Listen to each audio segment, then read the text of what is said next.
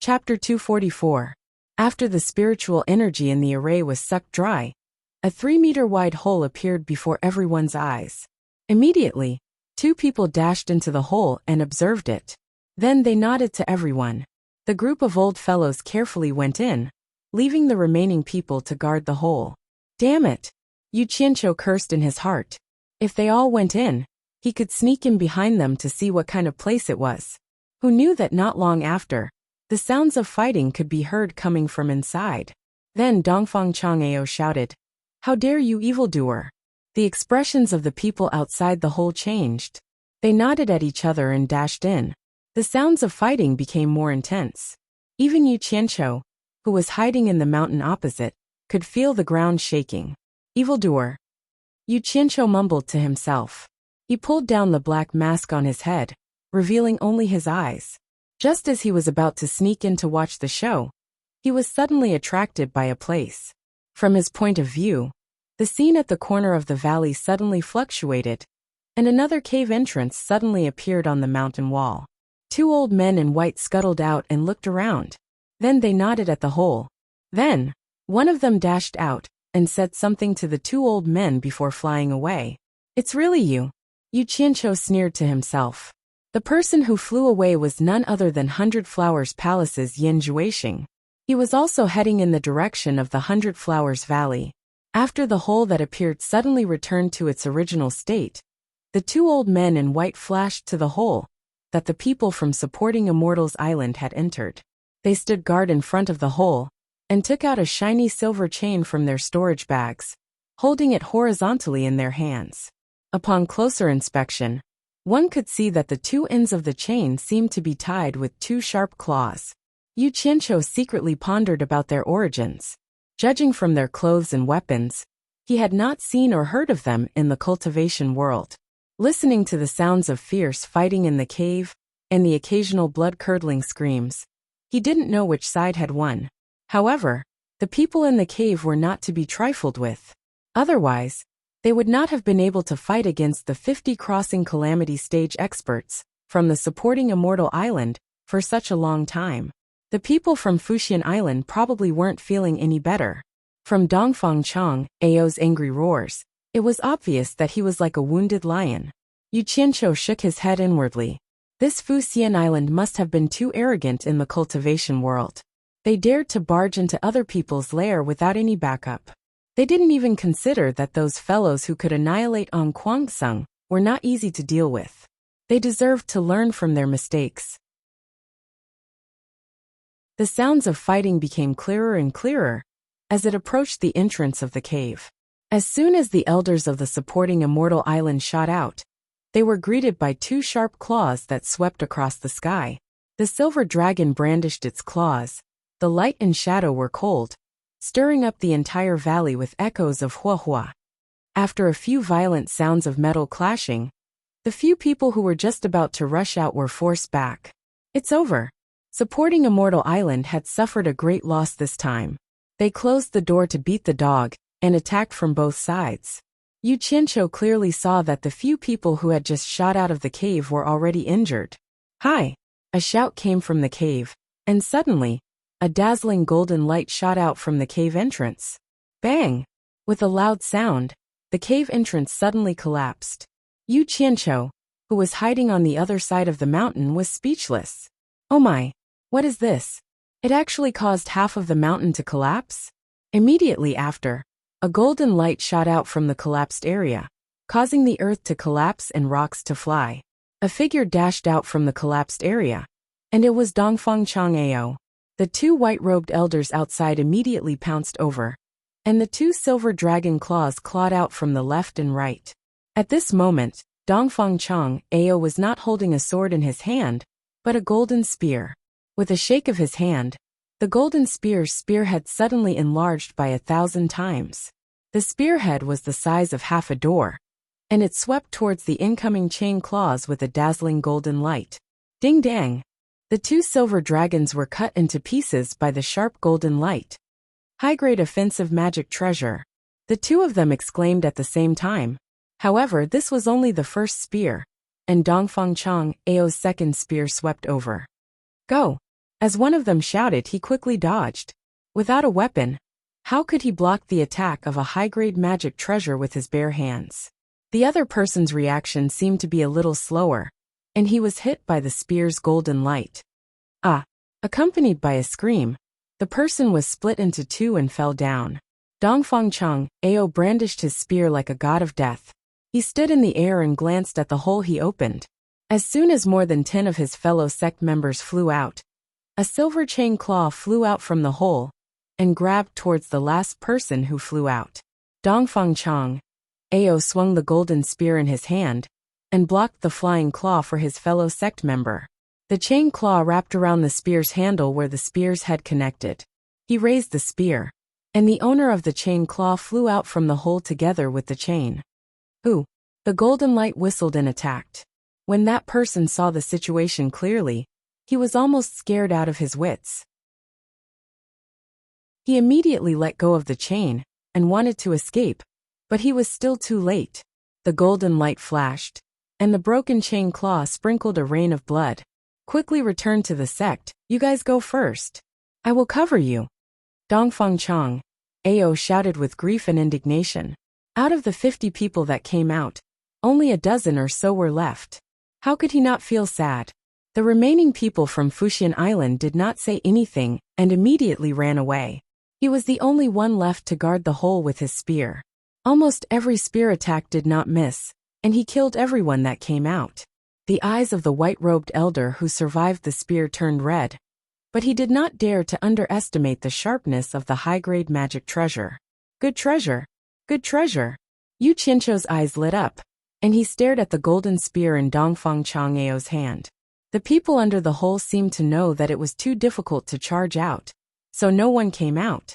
Dongfang Chang Ao was still guarding there. Yu Qianqiu secretly felt something was wrong, and he looked at the hole that Yin Juixing came out from. Sure enough, the hole was already wide open. Swoosh swoosh. Dozens of people in white flew out, and immediately surrounded Dongfang Chang Ao. The latter was shocked. He did not expect there to be a back door in this cave. He was not a rigid person, so he moved, and with a few spear attacks, he broke through the encirclement and flew away quickly. A group of people chased after him. Seeing that Dongfang Chang Ao was flying in the direction of the Hundred Flowers Valley, Yu Qianqiu thought that if he could escape to the Hundred Flowers Valley, it would be a way to save his life.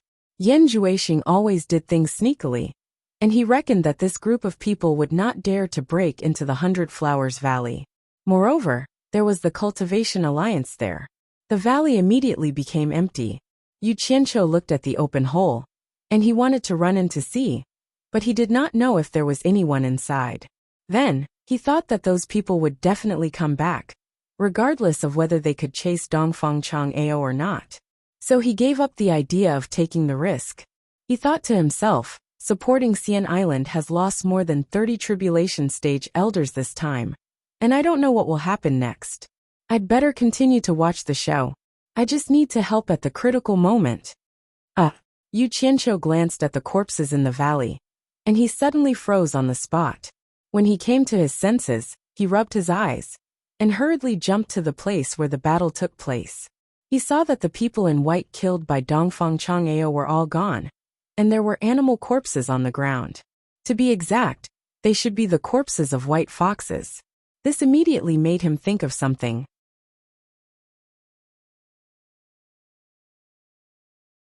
Chapter 245. Little Snow's 4 treasures belonged to the Fox clan, and Yin Juixing had auctioned them off. There had to be a connection between the two. Were the corpses of the Snow Fox clan in the extreme north? Yu Qianqiu thought about it again and again, but he still pulled Bai Suzhen out to verify it. Seeing the corpses of her clansmen on the ground, Bai Suzhen's face flashed a trace of desolation. Yu Qianqiu understood from her expression and didn't ask any more. He casually flicked out a dozen fireballs and instantly turned the corpses of the Fox clan into ashes. After Yu Qianqiu roughly explained what had happened, Bai Suzhen didn't say anything else and hurriedly entered the cave. Yu Qianqiu had no choice but to follow her in. After going deeper, he realized that this was a spirit stone mine that had been abandoned for many years. It was a pity that he didn't see a single living person. In a large mine, The corpses of the supporting immortal island and the Fox clan were all over the ground. Bai Sujin looked around and actually found a dying Fox clan member. Seeing Bai Sujin supporting the elder and using her demonic essence to save him, Yu Qianqiu sighed and said, "We can't stay here for long. Let's go back first." When the three of them reappeared, they were already in the earliest bamboo house of Utopia. This was their earliest residence, and there was also Hao Sanxi's tomb in the backyard. Therefore, this place had become one of the forbidden areas of Utopia. After helping her carry the Fox clan elder to a bamboo bed, Yu Qianqiu couldn't bear to see her anxious look. He took out a rainbow-colored Rui pill and said, "Use this. I believe that as long as he's still breathing, he can be saved." Bai Sujin was stunned. She knew how precious the Rui pill was. After hesitating for a moment, she still took it and turned around to help the dying elder consume it. After doing what needed to be done, she could only leave it to fate. If even the Rui pill that could bring the dead back to life couldn't save him, then there was nothing she could do. Seeing her staring at the old man on the bamboo bed in a daze, Yu Qianqiu walked to her side and comforted her. "Sister, don't worry. He'll be fine. Do you know him?" "He's my uncle." Bai Sujin stuttered. Yu Qianqiu was completely speechless. Thus, the two of them didn't do anything and just quietly guarded the bamboo house. However, the effects of the Rui pill refined from the adumbra flower were truly excellent. A demon that was on the verge of death slowly regained consciousness in less than a day. When he opened his eyes, he saw Bai Sujin guarding the bedside with a concerned expression. He exclaimed in surprise, "Ling-er, aren't you dead?" Yu Qianqiu knew that Ling-er was Bai Sujin's nickname in the past. "Uncle, it's me." Bai Sujin smiled sweetly. "Where is this?" The man looked around. When he saw Bai Sujin's attire, he exclaimed in surprise again, "Little Snow's 4 treasures. Why are they on you?" Bai Sujin shook her head and didn't answer. Instead, she frowned and asked, "Uncle, why aren't you staying in the clan? Why did you come to the Huaxia Empire?" "It's all because your mother forced us to." The man laughed bitterly and touched the wound on his abdomen that was about to heal. He said blankly, "You saved me." "Not me, he saved you." Bai Sujin pointed at Yu Qianqiu and said. The man sized up Yu Qianqiu and struggled to get up to thank him. Yu Qianqiu hurriedly pressed him down and said with a smile, "It's nothing. There's no need to be so polite. Just focus on recovering." "He's your man?" The man was puzzled. Bai Sujin and Yu Qianqiu looked at each other. Bai Sujin smiled noncommittally, then frowned and said, "Uncle, you said my mother forced you. What's going on?" The man shook his head with a bitter smile and told them what had happened. It turned out that Bai Sujin's mother, Xue Qingmei, had been forced to step down from the position of clan leader for the sake of her daughter. She had never been reconciled to it, and just 100 years ago she, who had been accumulating power, had taken back the position of clan leader from the hands of a man. She had then gone on a killing spree within the clan, forcing the male clan leader, who had ascended to the position from her hands, to lead his people and flee. In the end, they fled to the Huaxia Empire. His name was Xue Qingkong. He was also one of the patriarch's subordinates. Naturally, he also fled to the Huaxia Empire. Yu Qianqiu looked at Bai Sujin in shock after hearing about the female patriarch's ruthless methods. He thought to himself, "Your mother is not as gentle as you say." But thinking about it, a mother might show a positive side to her daughter, but how many daughters would say bad things about their mother? "Senior, how did you get together with Yan Zhuixing of the 100 Flowers Palace? Why did he auction the 4 treasures?" Yu Qianqiu asked. "When we came, Yan Zhuixing wasn't even born yet. If there's one, it's with his father, Yan Bugui." Xue Qingkong smiled bitterly and began to tell them what happened after that. The male patriarch of the Fox tribe had originally brought 600 to 700 people with him to escape. But who knew that Bai Sujin's mother was so cruel and merciless? She wanted to eliminate the root of the problem and sent people to chase after them. The number of people who had been running for their lives had decreased from 6 to 700 to 3 to 400. Only when they had escaped into the territory of another empire did the Fox clan, who had been chasing after them, receive an attack from the local cultivators, allowing the remaining people to survive. But they didn't dare to stay in that empire, so they secretly sneaked into the Huaxia Empire.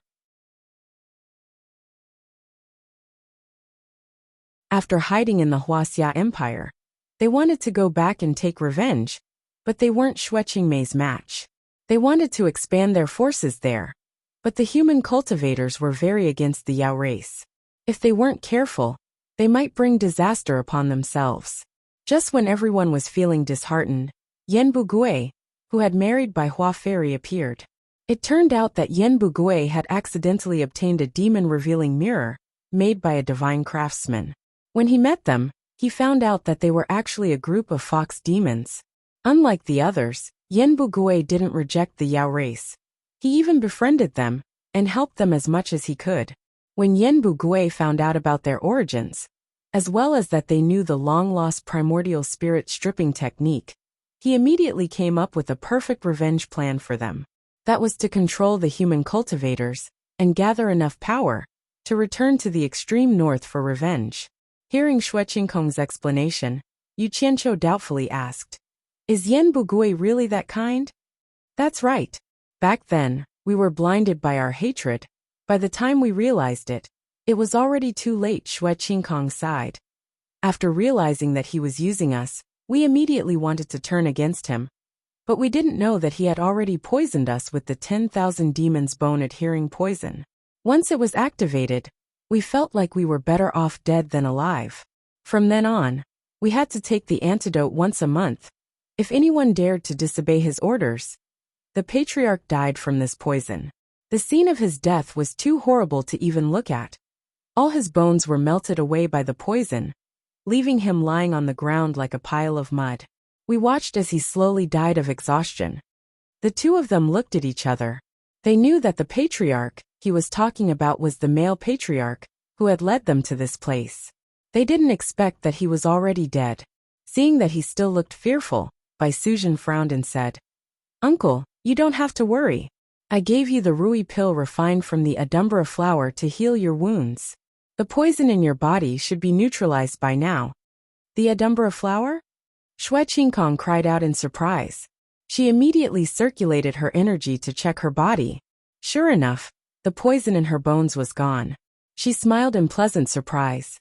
Bai Suzhen turned to Yu Qianqiu and asked, "The pill recipe Jade Archive seems to contain the antidote that can completely neutralize the bone-adhering poison, right?" "That's right. However, we're still missing a spiritual herb as the main ingredient.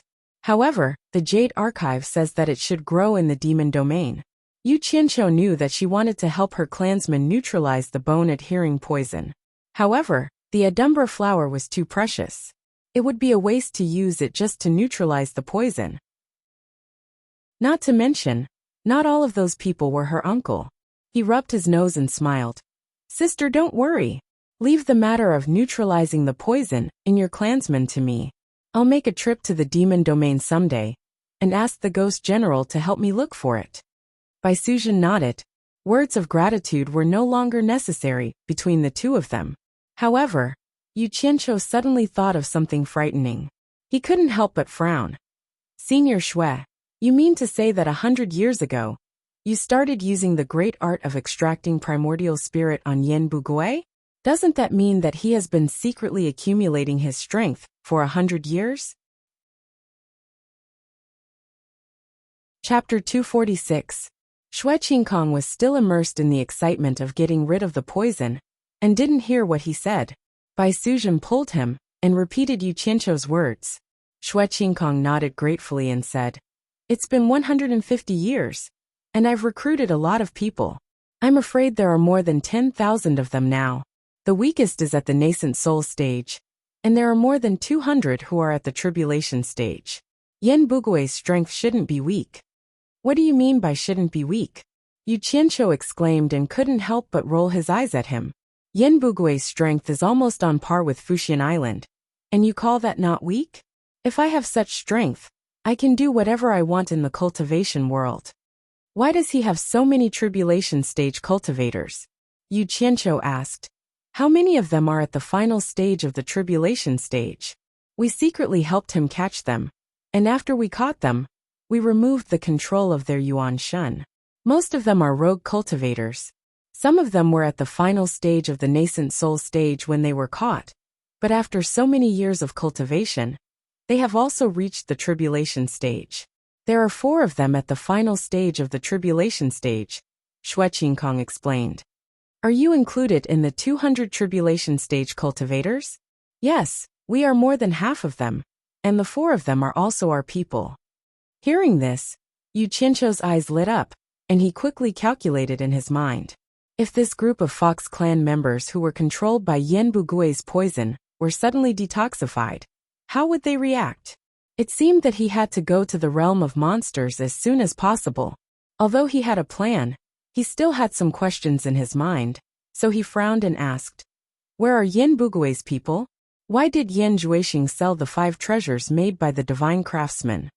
Xue Qingkong felt relaxed after getting rid of the poison that had possessed him for 100 years. He was very grateful to Yu Qianqiu, so he answered immediately, "Except for those who are used frequently. The rest are hidden on an island in the sea. As for why they are selling 5 treasures, I don't know. But judging from a few things, he was afraid that he didn't have enough spirit stones. Originally, we would capture anyone who had stepped into the core formation stage, but we stopped doing so 50 years ago. Normally, we wouldn't touch anyone below the nascent soul stage, but now we won't capture anyone below the late nascent soul stage." Once I heard Yan Juixing sigh. He said that the cost of 10,000 people wasn't a small number. Not long after that, he sold the 5 treasures made by the divine craftsman. And this time, they mobilized more than 400 people from overseas to attack on Kwangsung. Among them, they used 100 cultivators who were in the tribulation transcending stage, mainly to rush for spirit stones. They robbed on Kwangsung of more than 100 million high-grade spirit stones. Bastard! Yu Qianqiu cursed under his breath. He thought, I worked so hard to loot 21 spirit stone mines, but I only got 10 million high-grade spirit stones. In the end, Ong Kwangsung's strength was split, and the 100-flower palace benefited from it. Damn it! Yu Qianqiu frowned. If I ask you to take me to the island, can you find the way? Yes, Xue Qingkong said without hesitation. Bai Suzhen frowned, but she didn't say anything. He is so powerful, but he still has to endure. It seems that Yan Bugui's ambition is to conquer the entire cultivation world. Good. Rest well, I won't disturb you anymore. Yu Qianqiu nodded with satisfaction, then said to Bai Suzhen, Sister, I have something to do. You two take your time. With that he disappeared. Xue Qingkong was taken aback and exclaimed, Linger, he is also at the last phase of the tribulation passing stage.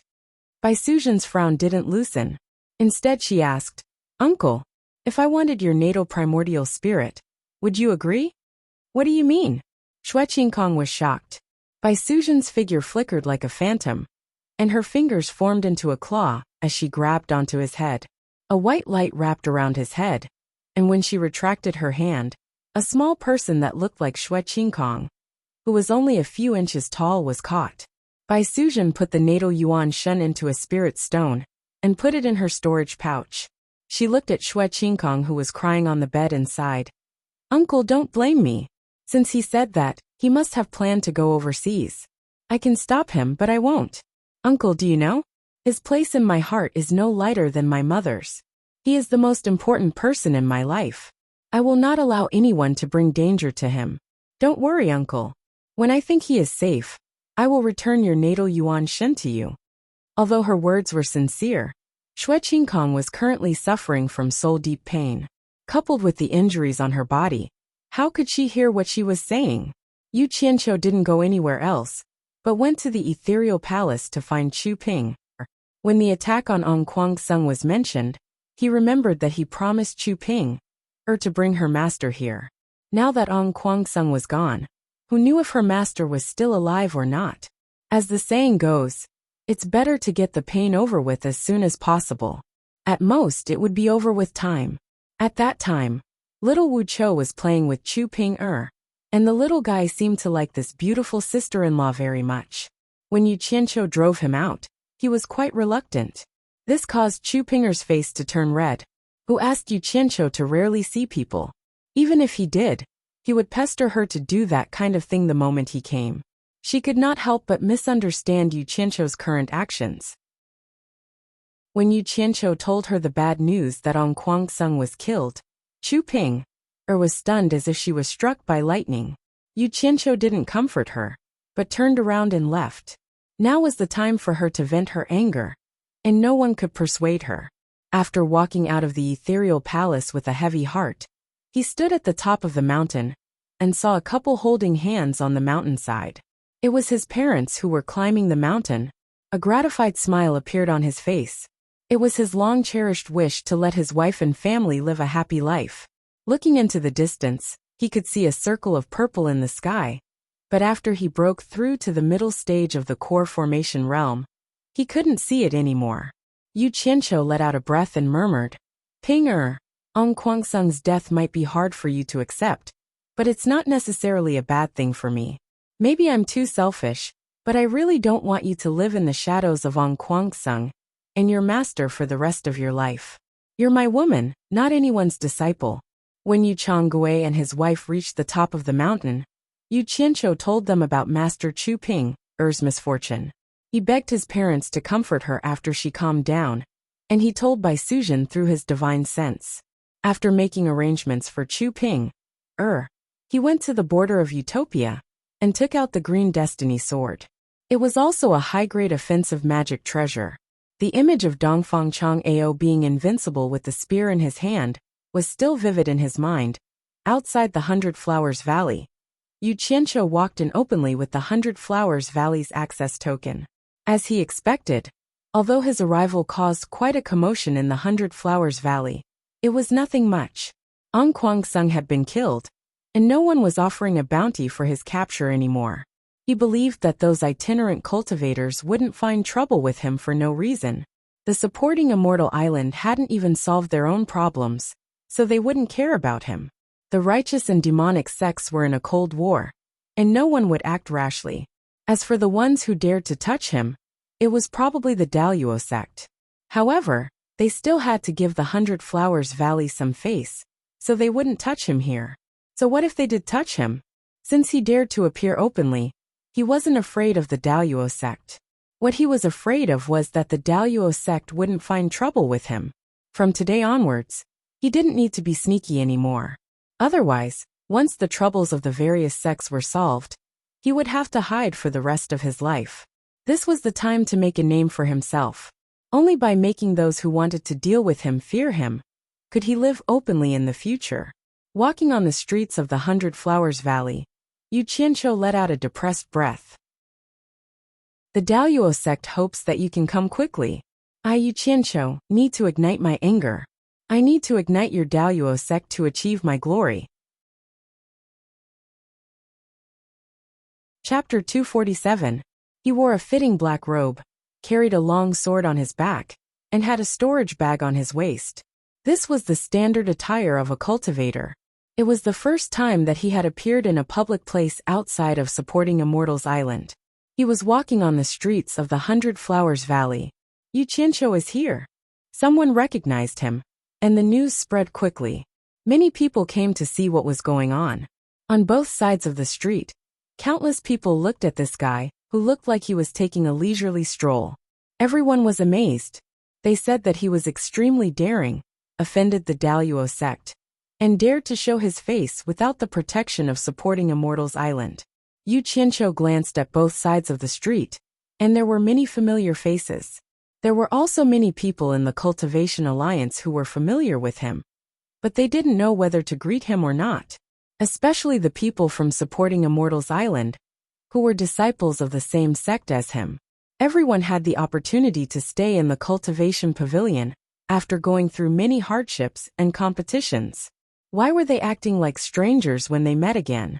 Xiong Hui had some friendship with Yu Qianqiu, but he didn't know whether to greet him or not under the watchful eyes of the crowd. Yu Qianqiu glanced at him and smiled at him. Xiong Hui smiled bitterly and shook his head. Dong Guisu, who was setting up a stall, was shocked when he heard that Yu Qianqiu was here. He threw his stall aside and hurried over. He saw Yu Qianqiu, and Yu Qianqiu also saw him. However, Yu Qianqiu looked away as if he didn't know him. The people from the four major families were also shocked when they heard that Yu Qianqiu was here. The four major families were looking for him everywhere. After confirming that it was him, the communication formations in the four shops were activated, and the news of Yu Qianqiu's appearance was sent back. Waha! Brother Yu, you finally showed up. Qiu Wuyuan laughed as he walked over from the other end of the street. As he walked, he pointed at a group of people behind him and said, "Old brother, I'm here to welcome you with my fellows from the Devil Dao." The group of people behind him also laughed happily. As soon as he said that, the expressions of the righteous path's people changed, especially the people from supporting Immortal Island. If the outstanding disciple of the number one sect of the righteous path joined the devil path, then supporting Immortal Island would really be criticized behind their backs. After meeting up with Qiu Wuyuan and the rest, Yu Qianqiu cupped his fists and smiled. You flatter me, you flatter me." The people of the demonic path were like stars surrounding the moon. They surrounded him in the center, talking to him one after another. He naturally responded, as if they were old friends meeting. "Brother Yu," someone shouted from afar. Everyone looked over and saw a few people following behind Yan Zhuixing, walking over quickly. Yu Qianqiu walked out of the crowd and cupped his fists from afar. "Brother Yan, long time no see." The two of them walked over and hugged each other passionately, as if their relationship was very close. The performance here was not over yet, for people came out from the side of the street and bowed to Yu Qianqiu together. By clan, Jing clan, Tan clan and Wu clan, under the orders of the clan heads, respectfully invite Mr. Yu to visit the four major clans. Saying that, the four of them took out their invitations. Yu Qianqiu understood the meaning of the four major clans. They knew that he was here, and were afraid that something bad would happen to him. So, they purposely came to suppress him in front of everyone. He smiled and received the invitations. He cupped his fists and said, "Send my regards to the four clan heads. I will definitely visit them in the future." The four of them acknowledged and left. The people in the surroundings couldn't stop clicking their tongues. This Yu Qianqiu might have been expelled from supporting Immortal Island, but he was still doing very well. The supporting Immortal Island's disciples in the crowd had an indescribable feeling. Some of them had already left quietly to report what happened here to Quan Deming. Qiu Wuyuan twirled his beard and smiled. This brat's connections were quite wide. He even managed to hook up with the clan heads of the four major clans. If he could pull this brat into the 10,000 demons, it would only be beneficial for the 10,000 demons. Not only him, but the various demonic sects in Yan Zhuixing also had the same thought. Hee, brother Yu, you didn't give me face when I invited you for a drink last time. This time don't reject me again. Qiu Wuyuan chuckled. He was referring to the time when Yu Qianqiu hadn't been expelled from supporting Immortal Island. At that time, he was concerned about the feud between the righteous and demonic sects, so he didn't force Yu Qianqiu. Naturally, he didn't have to worry about that this time. I'll do as you say. Yu Qianqiu cupped his fists and said. The people in the surroundings were pondering. They reckoned that it was only a matter of time before Yu Qianqiu joined the demonic sections. Senior Qiu, that's not right. Yan Zhuixing suddenly interrupted. How can we let Senior Qiu treat us in our 100 Flowers Palace's territory? Today, I'll be the host at 100 Flowers Palace to welcome Brother Yu. Why don't you all come and drink with us? Once he said that, the demonic sects cheered. Qiu Wuyuan smiled and didn't say anything. If it was someone else, he would probably retort. However, Yan Zhuixing was different. He was the son of his senior brother Yan Bugui. Yu Qianqiu looked at Yan Zhuixing with a smile. However, he was muttering in his heart, "Damn it! You're so poor that you have to rob others. Why are you still pretending to be generous?" Just as the bustling crowd was rushing towards 100 Flowers Palace, another group of people walked over. When Yu Qianqiu saw them, he was instantly amused. It was another old acquaintance. However, this old acquaintance wouldn't treat him to a drink. It was Luo Xiaohan, who he had fought at Limu House on Hat Island. At this moment, he was leading a group of Daoyuo sect disciples over with a sinister smile. Everyone knew why Luo Xiaohan was here. The demonic sects always worshipped the strong. Everyone had the mentality of watching a show. They wanted to see how Yu Qianqiu would deal with it. They wanted to see if he lived up to his reputation. Yu Qianqiu suddenly sighed to Yan Juexing, who was beside him. Brother Yan, it would be great if all the spoiled brats in the cultivation world were as smart as you. However, they are all reckless. Yan Juexing looked at him blankly. He didn't know if Luo Xiaohan was complimenting him, or if he already knew something. When enemies met, confrontation was inevitable. Luo Xiaohan smiled sinisterly. Yu Qianqiu, you haven't forgotten about me, right? Hehe. I thought you were going to hide for the rest of your life, and that I wouldn't have the chance to see you again. I didn't expect you to be so daring. You still dare to show yourself, without the support of supporting Immortal Island. You're really courting death. His tone was sinister, and filled with killing intent. The humiliation that Yu Qianqiu had brought him could only be washed away with his blood. Otherwise, he would be a laughingstock for the rest of his life. I also didn't expect you to have the guts to show yourself. The saying, enemies are bound to meet on a narrow road, is right. It's fate that I can run into you under such circumstances. Yu Qianqiu joked. He immediately shouted, Bastard, hurry up and make way for me. If you continue to be so long-winded, do you believe that I will still dare to beat you up even without the support of supporting Immortal Island? The demonic sects cooperated and burst into laughter. Some of the onlookers couldn't help but laugh too. Luo Xiaohan's body trembled. His expression twitched and he couldn't speak. He had the urge to attack. The people beside him quickly pulled him back. Yan Juexing frowned. Brother Luo, this is my 100 Flowers Valley. It's not a place for you to settle your personal grudges. I hope you can abide by the rules here. Chapter 248. Hehe. Yan, do you think your 100 Flowers Valley's rules can interfere with my Daoyuo sect? Luo Xiaohan was so angry that his eyes were red. Qiu Wuyuan's face darkened when he heard the words Yan. Yan Juexing's eyes flashed coldly as he said in a low voice. What do you want then? Young Palace Master, don't stoop to his level. A clear voice was heard. Everyone looked over, and saw that it was Daoyuo sect's principal elder in the Cultivation Alliance, Zhu Xianxian. Yan Juexing cupped his hands and greeted, Elder Zhu. Luo Xiaohan held his breath and greeted, Martial Uncle Zhu. When Zhu Xianxian and Qiu Wuyuan met, they both snorted and turned their heads away, too lazy to look at each other. This was the customary greeting between the righteous and demonic sections. Zhu Xianxian glanced at Yu Qianqiu before turning back to Luo Xiaohan, frowning. The 100 Flowers Palace is the owner of this place. Why are you causing trouble here? Don't you know the basic rules? Can't you talk after you leave the 100 Flowers Valley? Everyone understood what he meant. Yu Qianqiu couldn't hide in the 100 Flowers Valley for the rest of his life. If he wanted revenge, he could do whatever he wanted once he left the 100 Flowers Valley. Luo Xiaohan's anger subsided.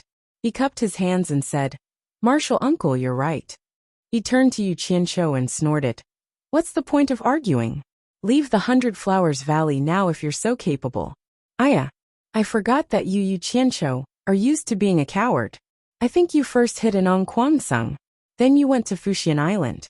Are you going to hide in the 100 Flowers Valley again? Or are you going to join some demonic sect? Yu Qianqiu sneered. Trying to provoke me to leave the 100 Flowers Valley for revenge? Aren't you afraid of getting beaten up? Are you getting bolder because you have the support of your seniors? Qi, do you really think that sneak attacks are a skill? Luo Xiaohan sneered. Do I need to use my seniors to deal with you? Come out and try if you have the guts. He did not believe that he, a nascent soul stage cultivator, could not defeat a core formation stage cultivator. He had always believed that the reason why he was beaten up on Hat Island was because the opponent had successfully ambushed him. Those from the Grand Immortal sect shared the same sentiments. Everyone was very quiet. They didn't know if Yu Qianqiu would be provoked out of the 100 Flowers Valley. What he didn't know was that Yu Qianqiu was worried about Zhu Xianxian and the other masters in the Crossing Calamity stage. Yu Qianqiu had been waiting for him to say this. Yu Qianqiu smiled faintly and said, It's not that I don't want to go out, but I'm afraid that I'll kill you when I go out. If the Daoyuo sect keeps pestering me, I'll be annoyed to death. Kill me? What a joke. Luo Xiaohan said disdainfully. If you're afraid, just say it. There's no need to find some high-sounding excuse. This is a personal grudge between us. If you really have the ability to kill me, I can guarantee that the Daluo sect will not trouble you in the future. Today I'll say this. If you have the guts, follow me out of the 100 Flowers Valley. Yu Qianqiu looked around and said. Everyone here heard it.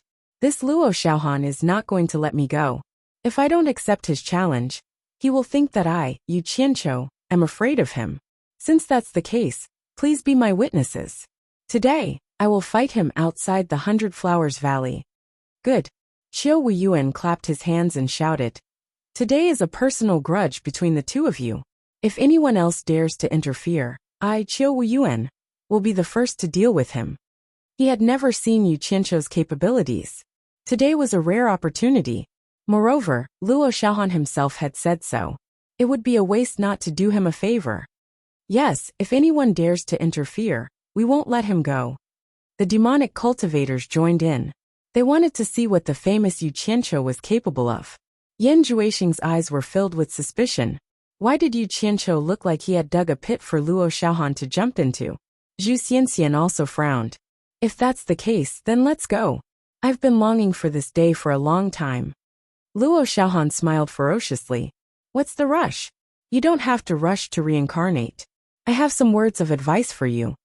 Yu Qianqiu stared at him and shook his head. He said with infinite melancholy. I, Yu Qianqiu, have never tasted defeat since my debut. Sigh. Using my all-seeing mystic art to fight you is really making a mountain out of a molehill. How about this? I don't want to take advantage of you, so I'll leave you with these words. Since you said that you don't need the help of the elders, then I'll allow the seniors and juniors of the same generation to help you. I don't have any objections. When the crowd heard him say things like never tasted defeat and all-seeing mystic art, they immediately booed. They all thought to themselves, so this Yu Qianqiu is a braggart. When they heard the latter part of his words, they immediately felt that this guy was crazy. It was already good enough for a core formation cultivator to defeat a nascent soul cultivator. But he actually wanted them to find helpers. Wasn't this courting death? Qiu Wuyuan and Yan Juixing looked at each other. This guy must have a screw loose. It took them so much effort to nail down his words and prevent the others from Daluo sect from interfering. But now it was ruined by his own words. Zhu Xianxian was also stunned. He thought he had heard wrong. What they didn't know was that Yu Qianqiu, who was in the middle of the situation, was thinking even more. He didn't care about the outcome of this battle. He knew that regardless of whether he won or lost, Daluo sect would let him off in the open, but they wouldn't let him off in the dark. After all, he didn't have a backer like supporting Immortal Island anymore. Since that was the case, he would rely on his own strength. Those who were kind would be bullied by others. Usually, the more famous a person was, the less people would dare to provoke them, and the less people would dare to bully them. How can a Luo Xiaohan ignite my infamy? Yu Qianqiu ignored the various expressions of the crowd and glanced at the Daluo sect disciples. Arrogant, Luo Xiaohan sneered. Cut the crap. Come out if you have the guts. With that, he took the lead and walked out of the city gate of the 100 Flowers Valley. Yu Qianqiu smiled faintly and followed. Buzz. The entire 100 Flowers Valley was in an uproar. Yu Qianqiu was really going to fight to the death with the son of the Daluo sect's sect master. In an instant, the crowd surged forward and rushed to the city gate, looking for a good spot to watch the battle. Before long, all the streets of the 100 Flowers Valley became empty. Many of the stalls in the market had been taken away, and those that were confiscated had left their stalls. No one was in the mood to do business now. When almost all the people had left the 100 Flowers Valley, Yan Juixing and the people from the Devil sect followed the leisurely Yu Qianqiu to the city gate. After exiting the 100 Flowers Valley, they saw so many people in the originally secluded forest. It was a little abrupt. Luo Xiaohan was waiting in a relatively flat area. The crowd was centered around him. The forest was full of grass and trees, so it was not practical to walk there.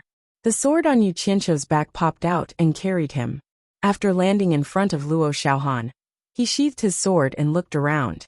The shopkeepers of the 4 major families were also here. Dong Guosu and his wife also came with a child. Even Fuxian Island's Quan Deming came with a group of people. Just at this moment, Yan Zixia also arrived with an elder, with an extraordinary bearing. Yan Zixia still acted as though she did not know him. She did not know who that elder was. But when he landed beside Yan Juexing and Qiu Wuyuan, both of them were extremely respectful towards him. Could it be that this person was Yan Bugui? With a clang, Luo Xiaohan rose into the sky with his mid-nascent soul cultivation. He stared down below and sneered, his expression full of contempt. Yu Qianqiu's gaze was fixed on Hong Qi, who was beside Dong Guisu. He then raised his head and looked at the sneering guy in the sky. The sword was unsheathed and carried him to the same height. Luo Xiaohan was amused when he saw him riding on the sword empty-handed. He thought, "You're courting death. How dare you come up empty-handed?" Only the people from Fuxian Island knew that it wasn't the case. Yu Qianqiu could not control a flying sword. As expected, when a pile of flying swords flew out of Yu Qianqiu's storage pouch and filled the sky with an imposing aura, they formed an umbrella behind him. Luo Xiaohan's expression froze, and he couldn't smile anymore. Most of the people around were shocked. It was the first time they saw someone controlling so many flying swords at the same time. No wonder he was so arrogant. They didn't know how powerful they were. Zhu Xianxian frowned and began to secretly transmit his voice to the Daluo sect disciples beside him. Yu Qianqiu said with an expressionless face, "Shall we start now?" It was the first time Luo Xiaohan saw someone who could control so many flying swords. To be honest, he was shocked. After calming himself down, he sneered, "It's just a facade." As he spoke, the flying sword in his hand suddenly shot toward his opponent. Whether it's a facade or not, you'll know once you try. Yu Qianqiu didn't mind his sudden attack at all. He quietly stood on his sword and flicked his finger. 10 flying swords flashed out of the sword umbrella behind him and quickly went to meet the flying swords that were shooting at him.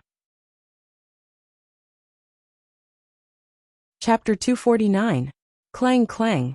With a flash of cold light, the 10 flying swords Yu Qianqiu had released immediately entangled the opponent's flying sword in the air, producing a series of ear-piercing sounds. However, the difference in cultivation between the two was too great. Luo Xiaohan formed a seal with his fingers, and the flying sword spun in the air, bouncing off the entangled flying sword. With a whoosh, it once again shot toward the opponent. "Go combine!" With a flick of his fingers, another 10 flying swords flew out from the sword umbrella on Yu Qianqiu's back. He brought his palms together again, and the 10 flying swords merged into one, fiercely colliding with the oncoming sword. Clang! The oncoming sword's momentum was halted. Taking advantage of this opportunity, Yu Qianqiu once again joined his palms together and shouted, "Combine!" The 10 flying swords that had been bounced off earlier merged back into one, quickly striking the middle section of the opponent's flying sword. Bang! However, the opponent's sword only sank a little, not flying off. "You're overestimating yourself," Luo Xiaohan sneered. His fingers formed a seal, and the flying sword bounced into the air, whistling through the air as it slashed at one of the combined swords. Bang! Yu Qianqiu's mind shook, and the combined sword was immediately scattered. Before he could even stabilize his mind, the opponent's flying sword struck another combined sword. With a loud bang, Yu Qianqiu's body swayed, and he almost fell off his sword. Who was stronger, and who was weaker could be seen in just a few moves. Some from the Daluo sect began to cheer, while many from the demonic path shook their heads and sighed. Next to Dong Guisu and his wife, Hong Qi clenched his small fists. Despite his young age, he knew that his master had suffered a loss. This won't do. The difference in cultivation between the two sides is too great. Yu Qianqiu was secretly startled, but he forced himself to calm down and called back the 20 scattered flying swords. He spread his arms and waved them, shouting, "Go!" More than 90 flying swords whistled through the air in a cone shape. Luo Xiaohan snorted coldly as he quickly summoned his sword back into his hand. His eyes were fixed on the flying swords that were flying towards him as he shouted, "Daluo sky-shattering style!" Gripping the hilt of the flying sword with both hands, he immediately transformed it into an illusory giant sword. Raising it high in the air, he fiercely slashed it down. With a loud bang, The cone formed by the 98 flying swords was immediately scattered, one after another falling from the sky to the ground. Yu Qianqiu staggered on the flying sword. He pressed his hand against his chest and spat out a mouthful of blood. The 98 flying swords, which were connected to his mind, sent back a powerful tremor at the same time, injuring him on the spot. Luo Xiaohan looked at the 90-odd flying swords on the ground and exclaimed softly, "They're all superior-grade flying swords." According to his own estimation, with such a huge difference in their cultivation bases, his attack should have shattered at least a dozen of his opponent's flying swords, even if not all of them had been shattered. Who knew that none of them had been shattered? So they were all superior-grade flying swords. Once bitten, twice shy. Yu Qianqiu finally understood that with his cultivation base, it was impossible for him to fight his opponent head-on.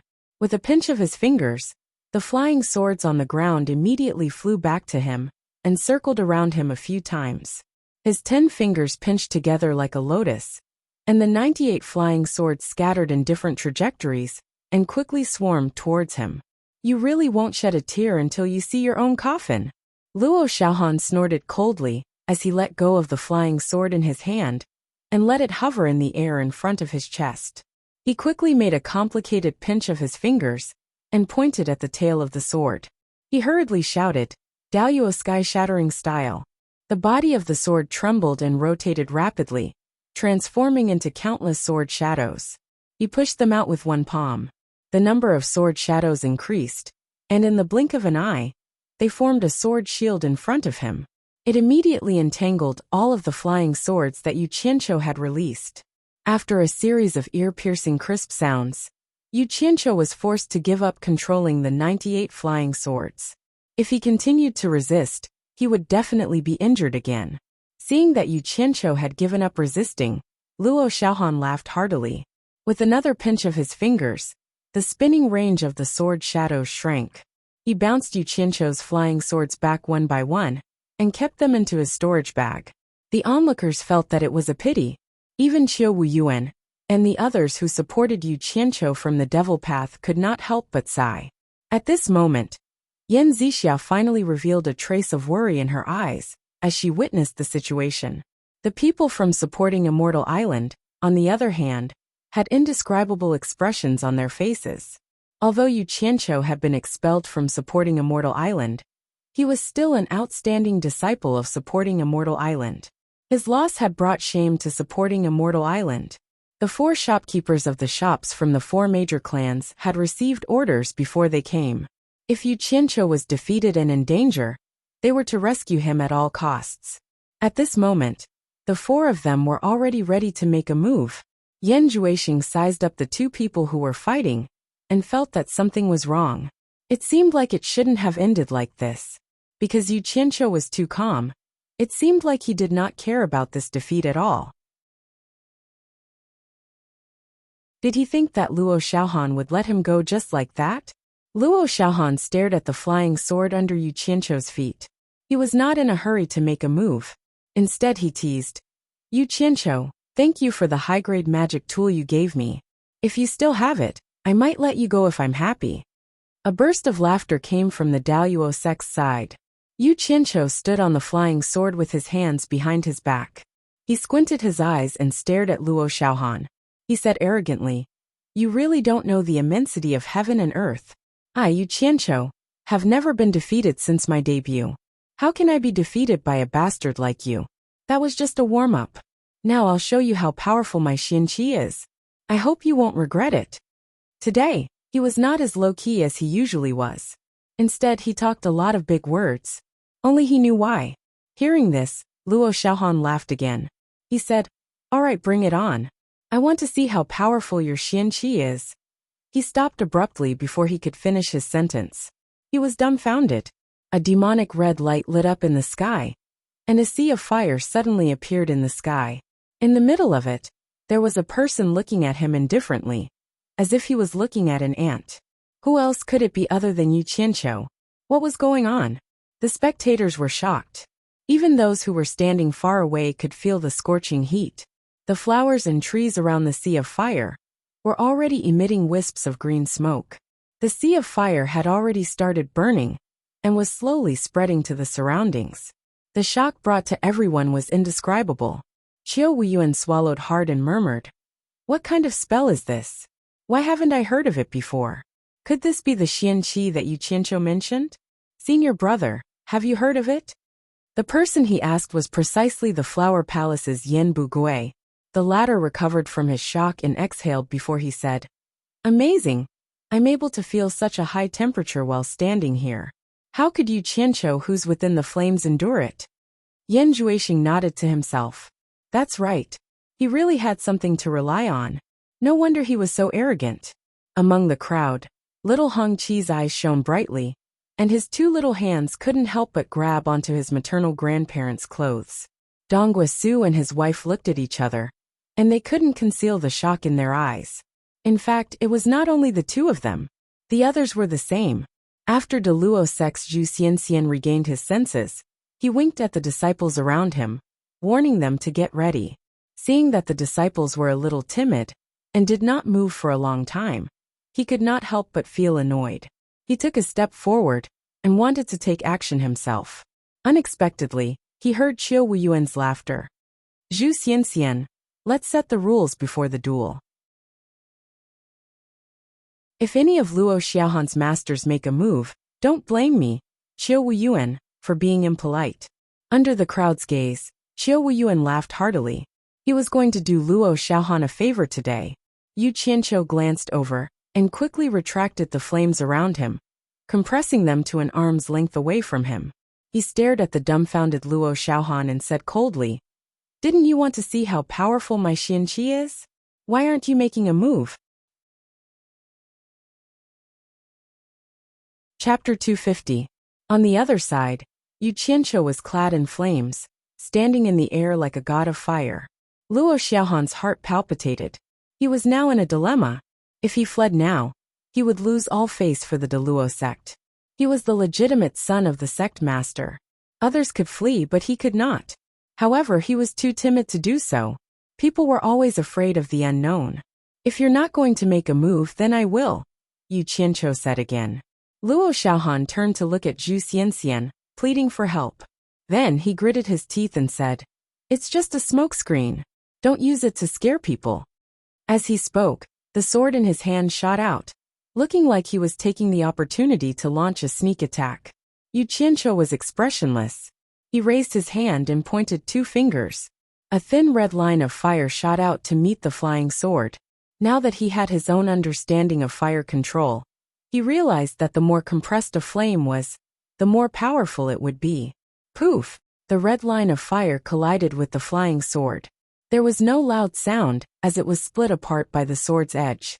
However, with a buzz, the broken line of fire turned into a ball of fire that immediately engulfed the flying sword and burned it. The flying sword advanced a few meters when it collided with the line of fire.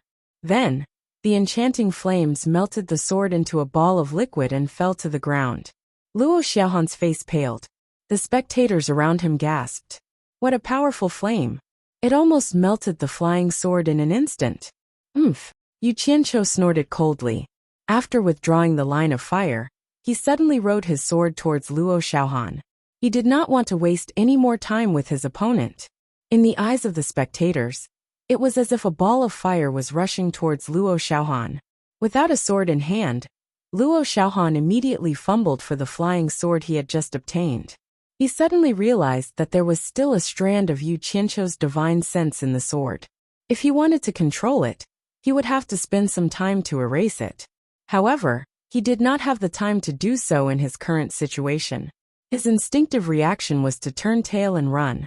But with his nascent soul cultivation, how fast could he go without flying on his sword?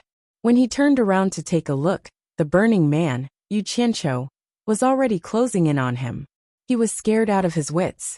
As he desperately flew forward, he shouted, "Uncle Master, save me!"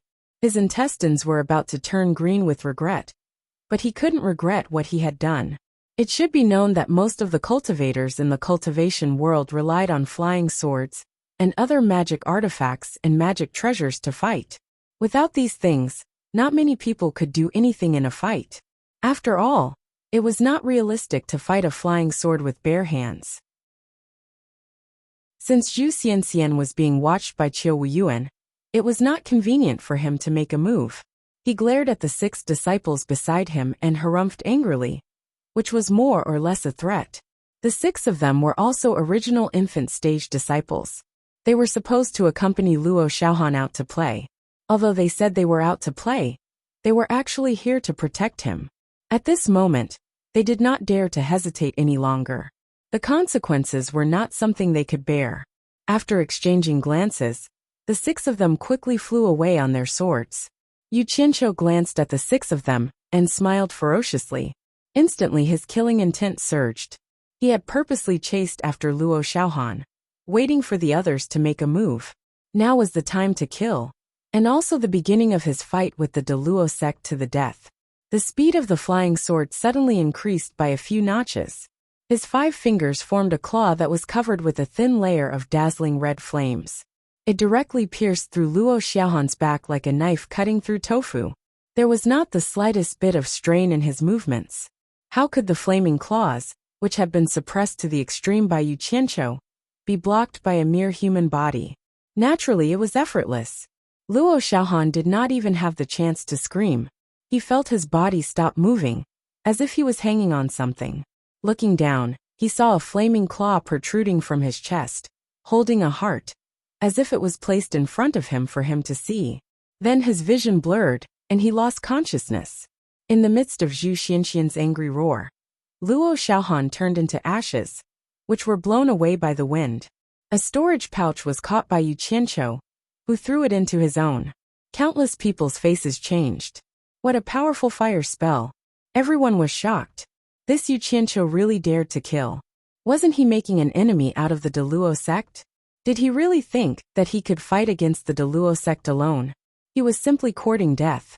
However, the demonic cultivators, starting from Qiu Wuyuan, applauded and cheered.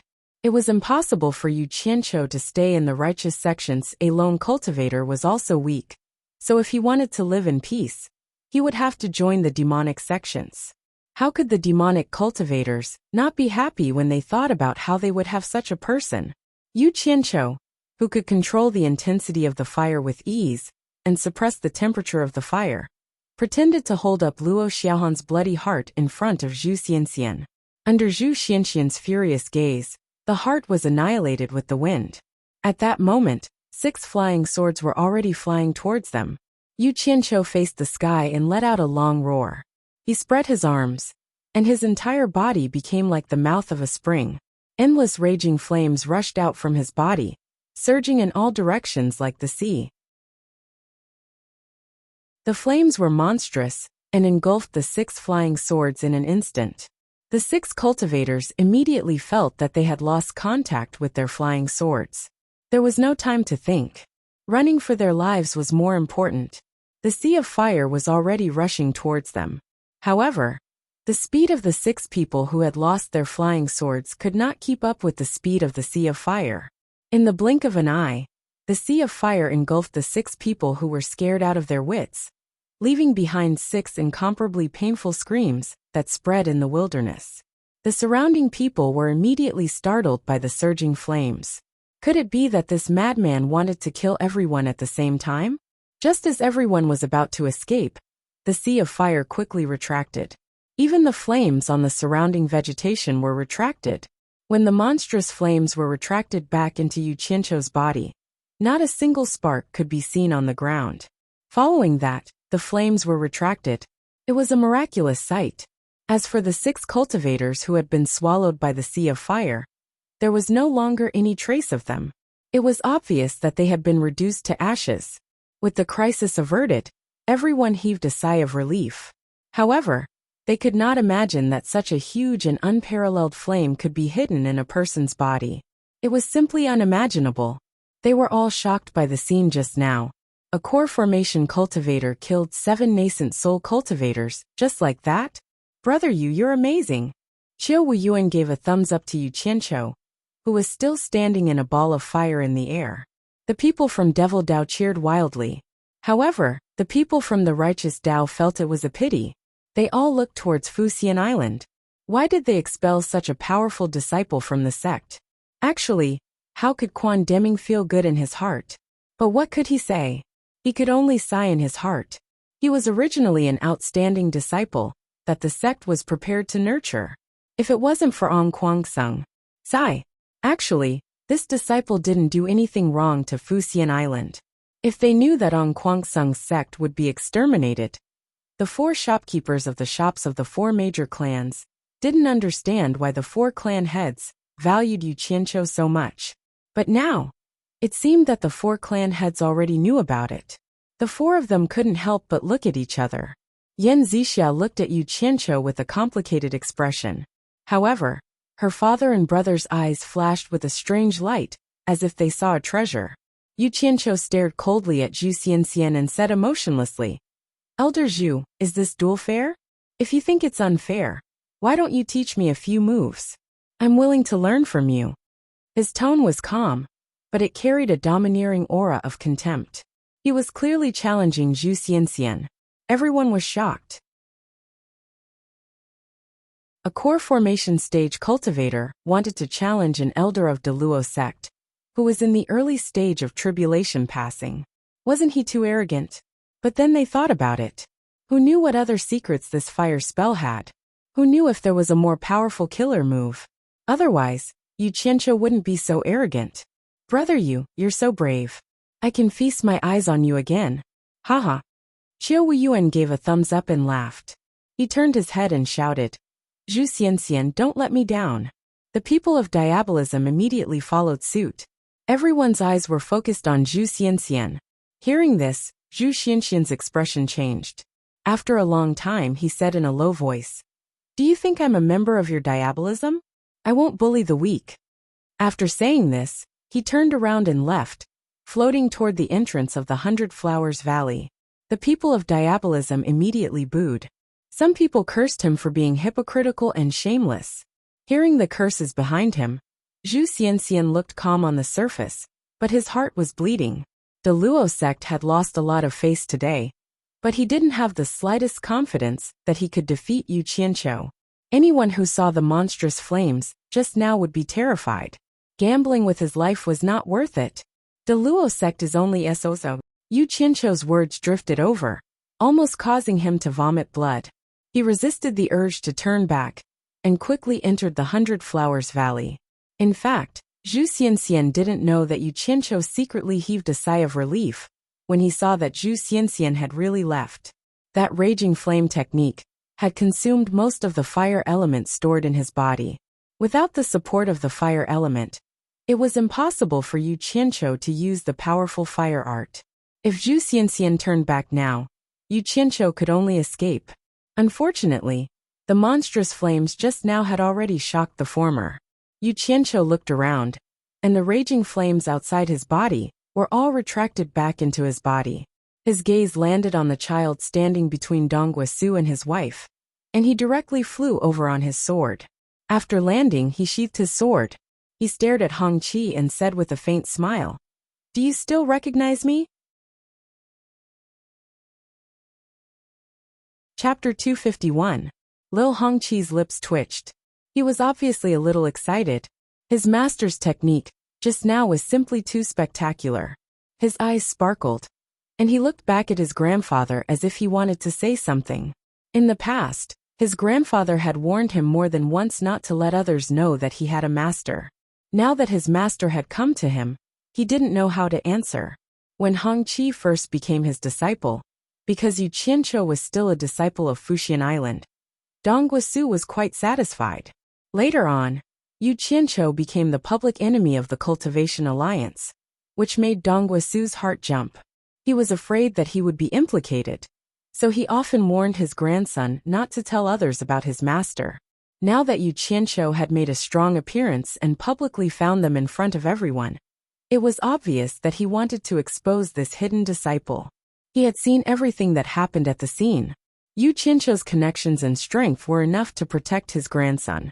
If he could learn that powerful fire technique, it would be beneficial for him for life.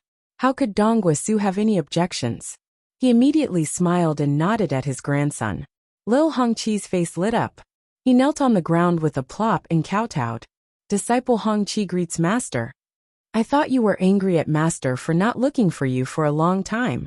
Yu Qianqiu helped him up and smiled faintly. He rubbed Lil Hongqi's head and sized him up.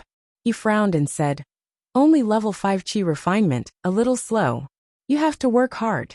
When you reach the foundation building stage, Master will pass the Starflame Fire technique to you. Starflame Fire technique? Lil Hongqi widened his eyes and asked, is that the technique Master used just now? Yu Qianqiu opened his palm, and a ball of flame ignited in his palm. It instantly condensed into a bright red firebird that fluttered in his palm. Of course, he had already restrained the temperature, or else little Hongqi would not be able to withstand it. Yu Qianqiu smiled. Yes, this is the Starflame Fire technique that Master created. If you want to cultivate it, you have to work hard to improve your cultivation. Hongqi looked at the cheerful firebird, and his eyes lit up. He nodded. Master, I will definitely work hard to improve my cultivation. Hearing this, everyone was shocked. They didn't know if what Yu Qianqiu said was true or false. Such a heaven-defying technique was actually created by him. That was an incredible talent. The people of Supporting Immortal Island, especially Quan Deming, already knew that Yu Qianqiu was talented. When he was on Supporting Immortal Island, he had created his own alchemy technique. Later on, he even modified the Guyuan sword technique to cultivate. They didn't expect that he could also create such a powerful fire technique.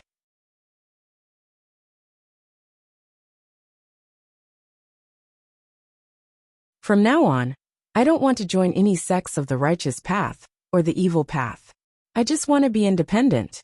Yu Qianqiu clasped his hands at everyone and asked Hongqi, Hongqi, are you willing to accompany Master to travel around the world? Yes. Hongqi nodded. He didn't know what was good or bad. He just agreed based on his intuition. Yu Qianqiu smiled satisfactorily. In fact, there was no need to travel around the world with him. It was just to deal with people's rejection. He then said to Dong Guisu and his wife, today, I will take Hongqi with me. Are you two willing? The two looked at each other. Although they were reluctant, they still bowed together and said, thank you, sir. Seeing that he didn't want to join the evil path, the people of the evil path were a little disappointed. However, they didn't force him. The righteous path also felt a little comfortable. Brother Yu. Seeing that they were almost done talking, Yan Juexing interrupted and pointed to the old man beside him and introduced, this is my father. Yu Qianqiu sized up the old man in front of him with a serious expression. Sure enough, he had the air of a formidable character. He immediately bowed and said, I've long heard of Senior Yan's great name. It is my honor to be able to meet you today. Haha, Yu Qianqiu, you are friends with my junior brother in Xing'er. There is no need to be so polite. Yan Bugui waved his hand and said with a smile, my 100-flower palace doesn't belong to the righteous path or the evil path. We have always been neutral. Since you are not interested in the righteous path or the evil path, why don't you come to my 100-flower palace? Although my 100-flower palace isn't a big sect, it can more or less avoid some trouble. Yu Qianqiu, are you interested? Hearing that, Yan Zixa's eyes flickered indeterminately. On the other hand, Dong Guisu and his wife were looking forward to it. If Yu Qianqiu joined the 100-flower palace, then they wouldn't have to be separated from their grandson. The other sects were stunned. Could it be that the 100-flower palace will take advantage of him in the end? But that's good. It's a good thing as long as this person doesn't fall into the hands of the evil path. Yu Qianqiu's heart skipped a beat. He rubbed his nose and didn't answer for a long time. His face was full of smiles as his gaze swept back and forth between the Yin father and son. When his gaze fell into their eyes, he instantly felt as if all his secrets were seen through. Yan Bugui coughed lightly and broke the awkwardness. There is no hurry to answer. Why don't you stay in the 100 Flowers Valley and think about it slowly? Ha! Yu Qianqiu chuckled lightly and shook his head. The 100-flower palace is neither righteous nor evil, so it's a good place to go. Unfortunately, Senior Yan and Brother Yan are both people who do great things. I've said that I only want to be independent, so I truly don't dare to get involved in your matters. The others didn't think much of it. and thought that it was just Yu Qianqiu's excuse. However, Quan Deming from Fuxian'an suddenly stared at the father and son pair. Yan Bugui and Yan Zhuixing's expressions changed, and the latter's gaze burned with anticipation. Brother Yu, what do you mean? Why don't I understand? Brother Yan, do you really want me to make it clear in front of all the sects? That isn't good, right? Yu Qianqiu replied with a question, and then he shook his head and sighed. What if I make it difficult for your 100-flower palace? Wouldn't it hurt the friendship between us? His words had already put the 100-flower palace in a difficult position. If he didn't say it, all the sects would definitely think that the 100-flower palace was hiding something, and they couldn't help but associate it with the 100-flower palace. Say it. If he really knew something, then it was something that couldn't be exposed. Yu Qianqiu, just say what you want to say. Don't make everyone suspicious. Yan Bugui frowned. But you better not speak nonsense. My 100-flower palace isn't that easy to mess with. As expected, the older the wiser. His words not only smoothed things over, but also contained a half-threat. Everyone was puzzled, and only Quan Deming's face was gloomy. Yu Qianqiu raised his brows, and he snorted. Senior Yan, I can distinguish the severity of some things. And I know what to say and what not to say. But I hate it when people threaten me the most. There was a hint of coldness in his words. Yu Qianqiu turned his gaze to Quan Deming, and he shook his head and sighed. Elder Quan, I've always thought that Fuxian Island was really the strongest sect in the cultivation world. But some time ago, I accidentally learned some things, and then I realized that there's always someone better than you. Some hidden forces are the real number one in the world. Sigh. Looks like the cultivation world is going to be chaotic soon. Someone wants to unify the righteous and demonic sects, and become the first person in history. Kwang Sung is a good example. I don't want to get involved in these things, so it's better for me to stay away from them, so that I won't be affected.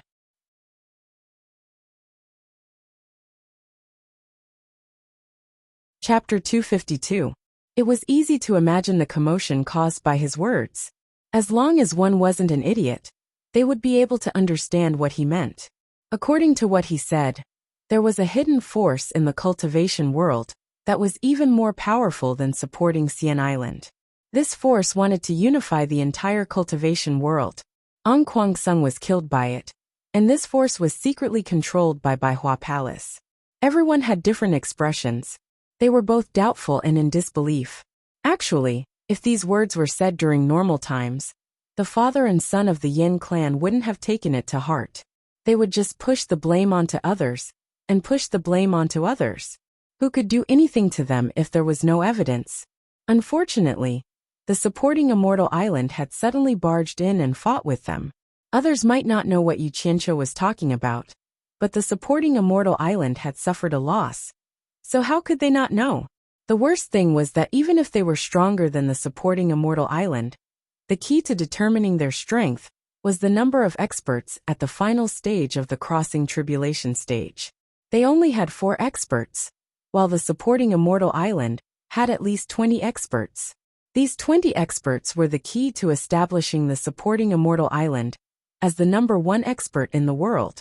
It didn't matter if Yu Qianqiu knew about it or not. But one thing was for sure. This guy pretended to be innocent, but he was actually looking for trouble on purpose. Otherwise, he wouldn't have exaggerated the matter. Yan Bugui was furious. Yu Qianqiu, you are obviously slandering Baihua Palace.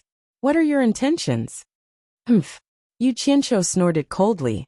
I don't have any intentions, and I didn't mention your Baihua Palace by name. I don't think Baihua Palace's lord knows about this. He later asked Xue Qingkong about some details. He guessed that it was done secretly by the Yin father and son, and Baihua Fairy didn't know about it. Baihua Palace controlled a group of powerful forces, but Baihua Palace's lord didn't know about it. This was a bit strange. 10,000 demons. Qiu Wuyuan's eyelids twitched. He looked at Yan Bugui suspiciously. Could this be a trap set up by the sect that even I don't know about? He couldn't help but think of the oath he made when Kwang Sung's clan was destroyed. If it was really related to 10,000 demons, wouldn't he die a horrible death? Supporting Immortal Island's Quan Deming's eyes flickered. He also suspected that this was the Palace of Myriad Demons plot. If what Yu Qianqiu said was true, how could Baihua Fairy, as the palace lord of Baihua Palace, not know about it?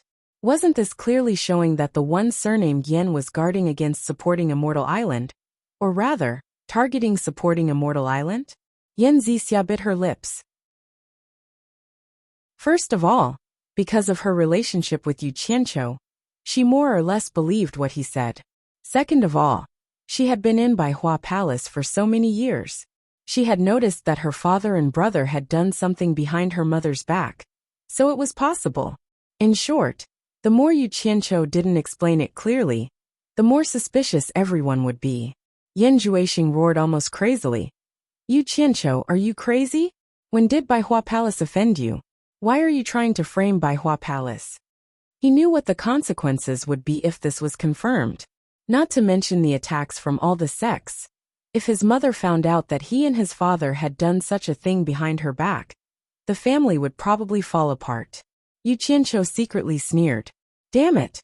Everyone is hiding in the dark, relying on their own abilities to make a living. You could have pretended to be anyone, but you had to pretend to be my hero. If I don't teach you a lesson, who else should I teach? Now you know the pain of being framed. Not to mention, I'm not just framing you. Brother Yen, who are you saying is crazy? Do you really want me to shed all pretense of cordiality and spill everything? Yu Qianqiu's tone was cold. He wanted to seize the opportunity to ignite the fire, wishing for the whole world to be in chaos.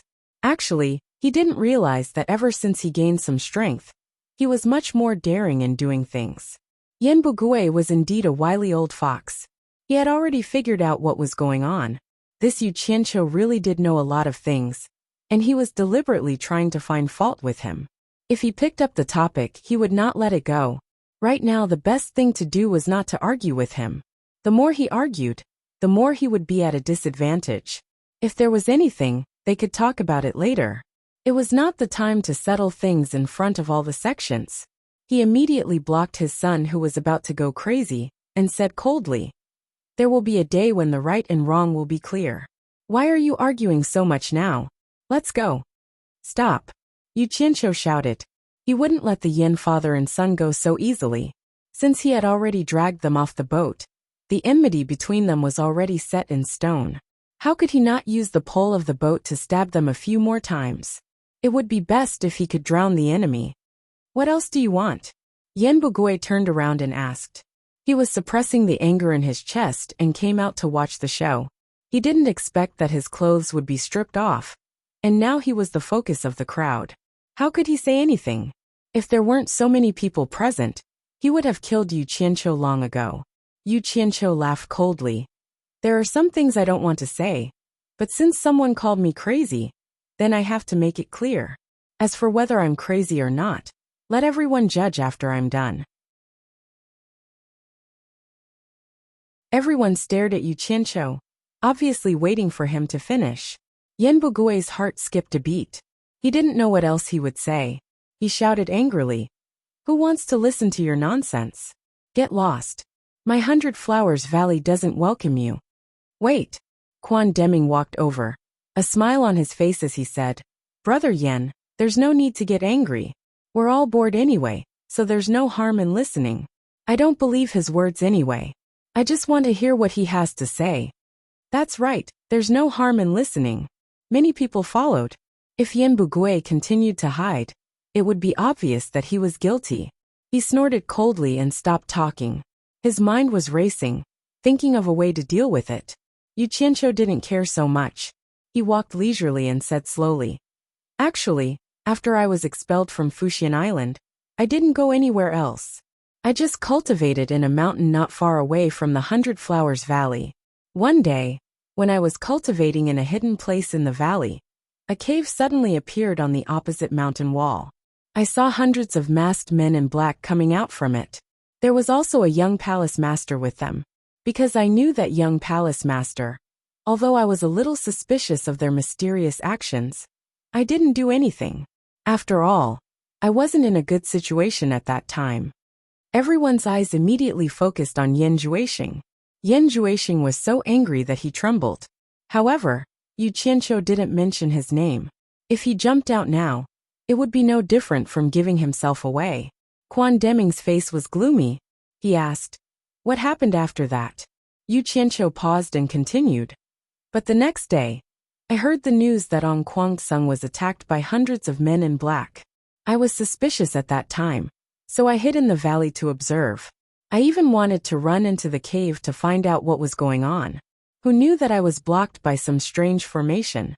I really couldn't go in, so I hid and continued to observe. Sure enough, a few days later, hundreds of people came out from the cave.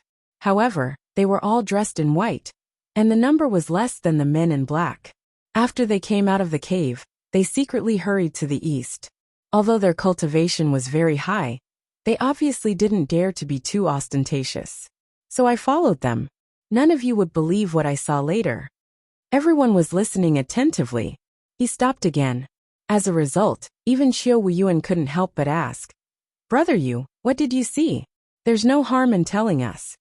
Yu Qianqiu nodded and said, "These people actually went out of the sea. I secretly followed them all the way to an island.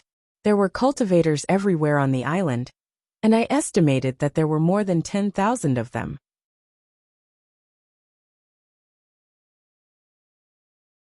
What surprised me the most was that even though I was in the middle stage of the core formation realm, I didn't see anyone with a cultivation level lower than mine. Moreover, I occasionally saw people who could use teleportation. It was clear that they had reached the late stage of the transcending tribulation. Fortunately, my body was different from ordinary people, so it was hard to be discovered. Otherwise, with their cultivation, I would have been discovered long ago, and I wouldn't have been able to return. At that time, I hid in a rock and happened to hear two people talking. It turned out that there really were more than 10,000 people on the island. The earliest people had been here for nearly 150 years. They were all kidnapped by someone using the natal primordial spirit stripping technique. Among them, there were individual cultivators and disciples from various sects in the cultivation world. I was secretly surprised, but who knew that I would hear a shocking secret later, which scared me even more.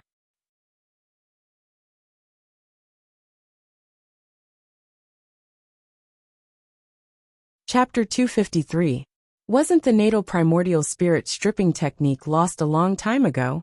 Xiao Wuyuan's face darkened. This technique was a nightmare for cultivators, regardless of whether they were righteous or evil. Once they were controlled, they wouldn't be able to resist at all, and would be at the mercy of others. Everyone's face changed. They didn't expect such a thing to appear. The father and son of the Yin family didn't look good either. They didn't know if it was because of Yu Qianqiu's nonsense, or because his secret was exposed. Quan Deming glanced at him. He was more concerned about what would happen next. He asked in a deep voice, "Yu Qianqiu, what's the secret?" Yu Qianqiu looked in a certain direction, and smiled bitterly with lingering fear. "To be honest, I'm afraid that after I say it, someone will kill me today. I'm not afraid of ordinary people, but the hidden strength of that person is too strong. If he sends two experts at the final stage of passing tribulation, I'm afraid I won't be able to keep my life. Go ahead and say it. I'll make it clear today. I don't care about other places, but here, anyone who wants your life will have to go through my supporting immortal island first. Unless everyone in my supporting immortal island dies, no one will be able to touch a single hair of yours. Don't worry and speak boldly." After Quan Deming finished speaking, a few disciples of supporting Xian Island immediately guarded around Yu Qianqiu. They looked around like tigers watching their prey. "Hey, I'm relieved with Elder Quan's words." Yu Qianqiu sighed and continued. "Those two said that they attacked the spirit stone mines of Daoyuo sect and Ong Kwangsung to test their coordination. After killing Ong Kwangsung, the master felt that it was enough, and made a plan to unify the cultivation world. He wanted to create some trouble between supporting Xian Island and the 10,000 demons. It would be best if the two sects fought each other. As long as the two sects were in chaos, the righteous and evil sects would be in chaos. When the strength of the cultivation world was almost exhausted, we could seize the opportunity and use the natal primordial spirit stripping technique to firmly control the cultivation world." After listening to them, I jumped in fright. I didn't dare to stay there any longer. After the two people who were talking left, I sneaked back into the room. But I have a bad habit. I can't control my curiosity. Later, I couldn't help but sneak into the valley and witness a great battle. At this point, Quan Deming had already guessed what he was going to say. His face was gloomy, and he didn't say anything. Qiu Weiyuan couldn't help but ask, "Don't stop, brother Yu. Who fought who? Tell me." Yu Qianqiu nodded with a wry smile. One day, I was hiding there when I saw Elder Dongfang of supporting Xian Island leading 50 crossing tribulation elders to the valley. I thought it was strange. What were the people of supporting Xian Island doing here? Who knew that they would spend some effort to break the formation protecting the cave? After they entered, I heard the sounds of a fierce battle. I didn't know what was going on inside, but if you want to know, you should ask Elder Dongfang. When I was outside, I saw another scene. There was another entrance to the cave.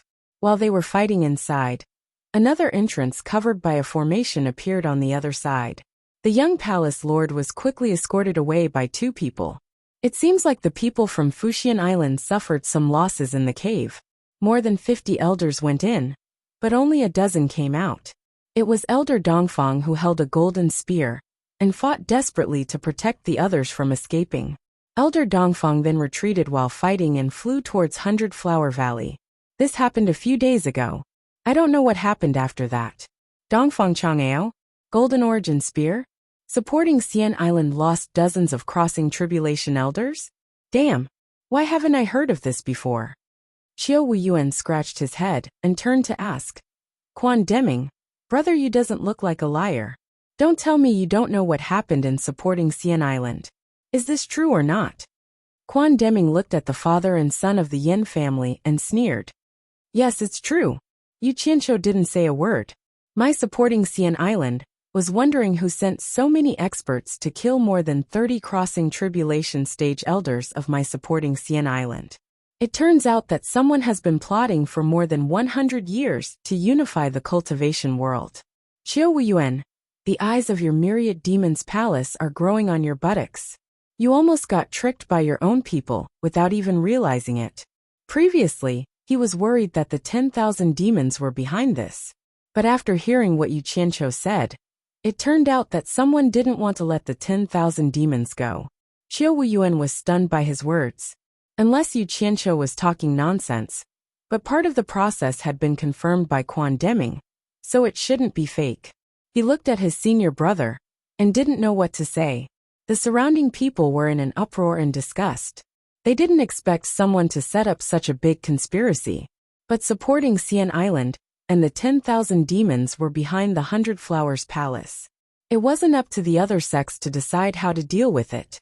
Yu Qianqiu, on the other hand, looked much more relaxed now that he had said what was on his mind. The Yin family's father and son looked gloomy. Only the two of them knew that Yu Qianqiu was obviously tricking them. Putting aside the other flaws, how could they not know whether they were the ones who robbed Daoyuo sect and on Kwangsung's spirit stone mine? If this wasn't framing them, then what was?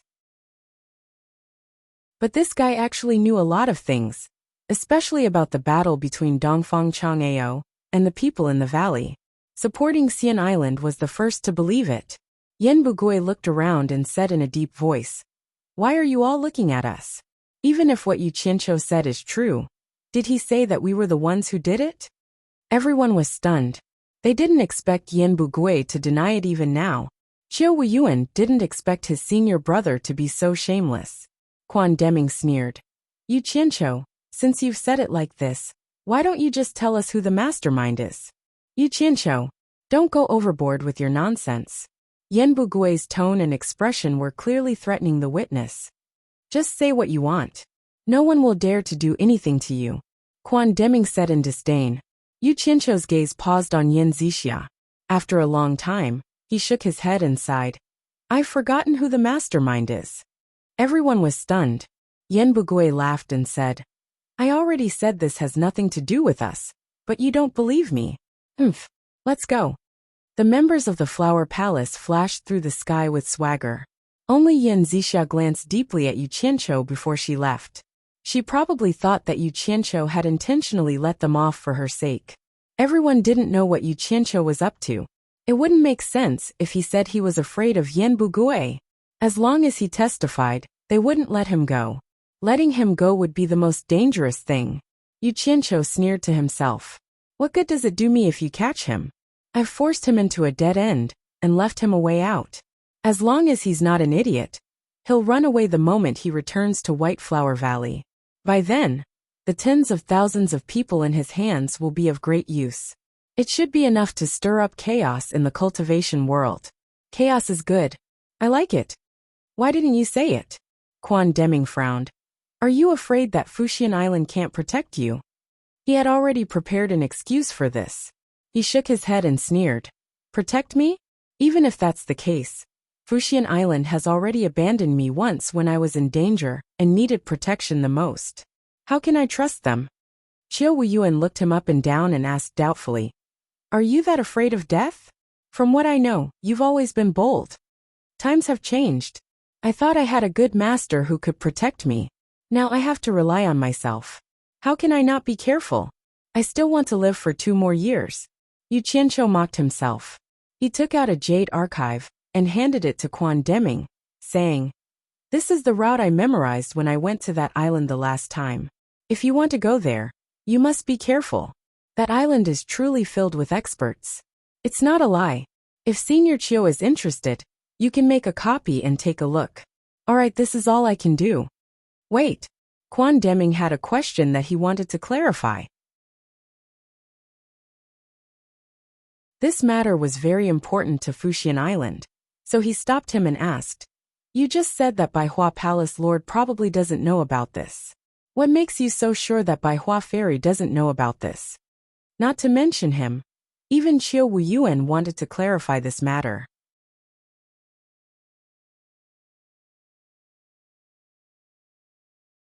Chapter 254. To supporting Xian Island, the Guan family was the strongest existence that ruled the entire island. Although Baihua Fairy had been expelled from supporting Xian Island, she was still Guan Dinghai's daughter. Regarding this, the decision-makers of supporting Xian Island couldn't help but consider it carefully. But now that the so-called heroes killed more than 30 tribulation-passing stage elders of supporting Xian Island, it created a lot of pressure for Feng Xiangtian and the others who wanted to side with Guan Dinghai's daughter. After all, there were voices from other factions in supporting Xian Island, and they had to give an explanation to the disciples of supporting Xian Island.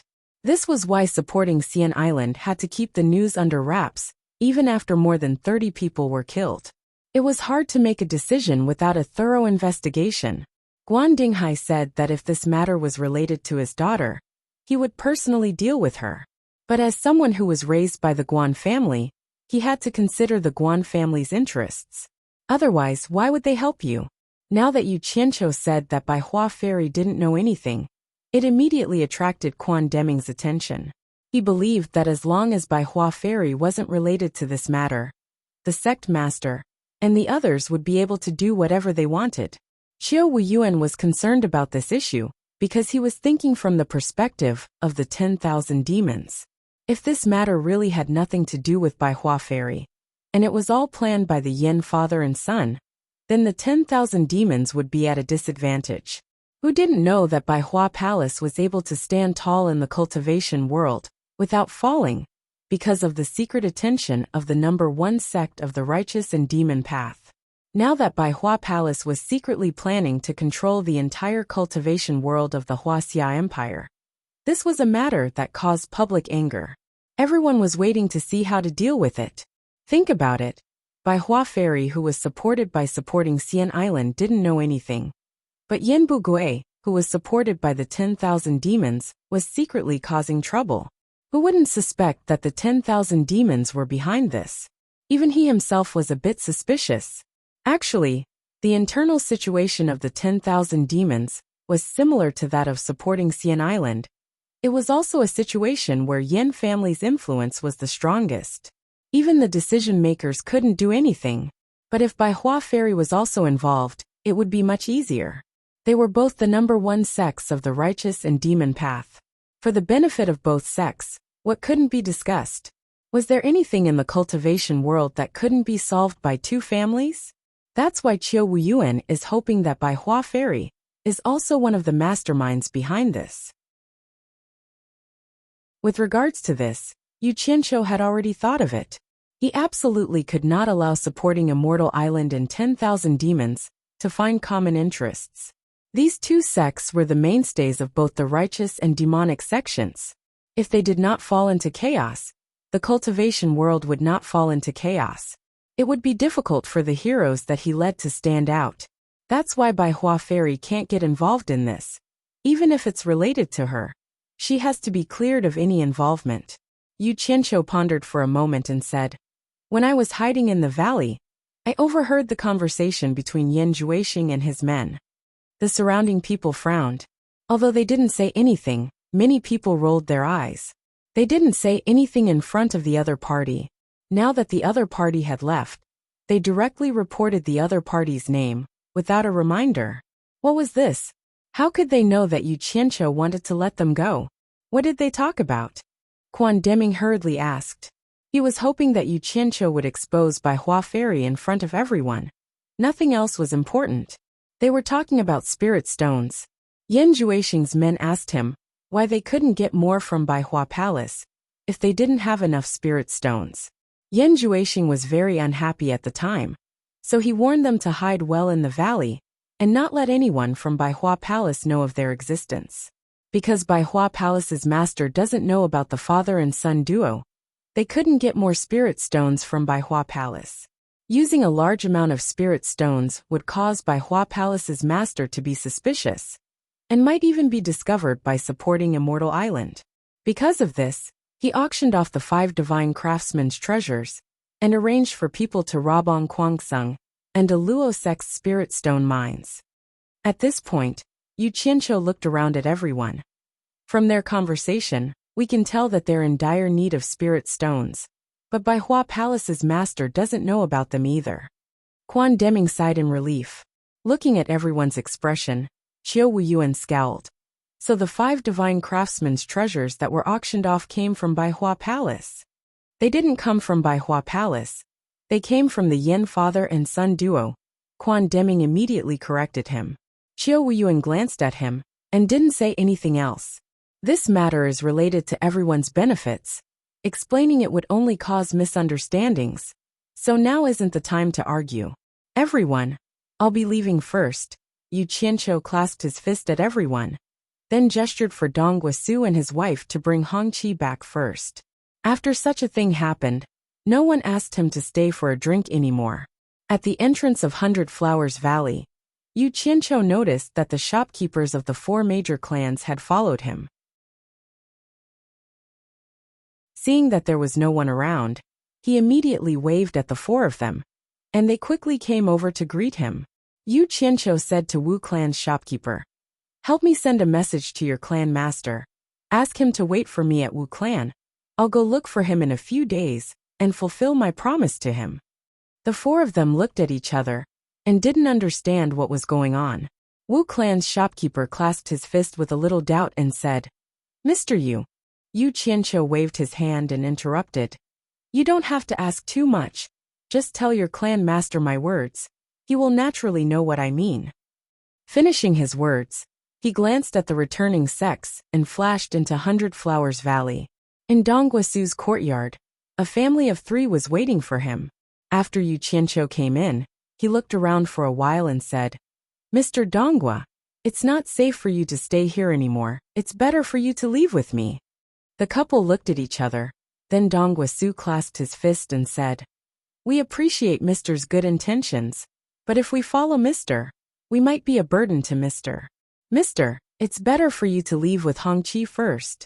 The world is so big, we can just find a place to hide, and it won't be easy for others to find us. Don't think too much. It's not what you think. We're not going to escape." Yu Qianqiu glanced at little Hongqi, who was looking at his grandparents reluctantly. He immediately raised his hand and pointed at the house, saying in an unquestionable tone, "Now, pack up everything that you can take with you. I'll send you to a safe place." After saying that, he saw that the couple was still a little conflicted, so he shouted in a stern tone, "Don't hesitate anymore. Pack up immediately." regardless of whether they were willing or not. Seeing that Yu Qianqiu was a little angry, the couple immediately followed his instructions for the sake of their grandson. After the couple was ready, Yu Qianqiu waved his hand and sent the family of 3 into Utopia. Then he walked through all the rooms inside and out. He took away all the tables, chairs, paintings, tea sets, pots and pans, and even the bedding and quilts. When he returned to Utopia, Dong Guisu and his family were dumbfounded as they looked at the pile of things on the ground. Guan Yu, who had received the summons, quickly brought a few people over. Yu Qianqiu pointed at Hong Qi and said, "His name is Hong Qi, and he's my disciple. Bring him to the military camp. Put in some effort, and strictly supervise his cultivation. Don't show any mercy.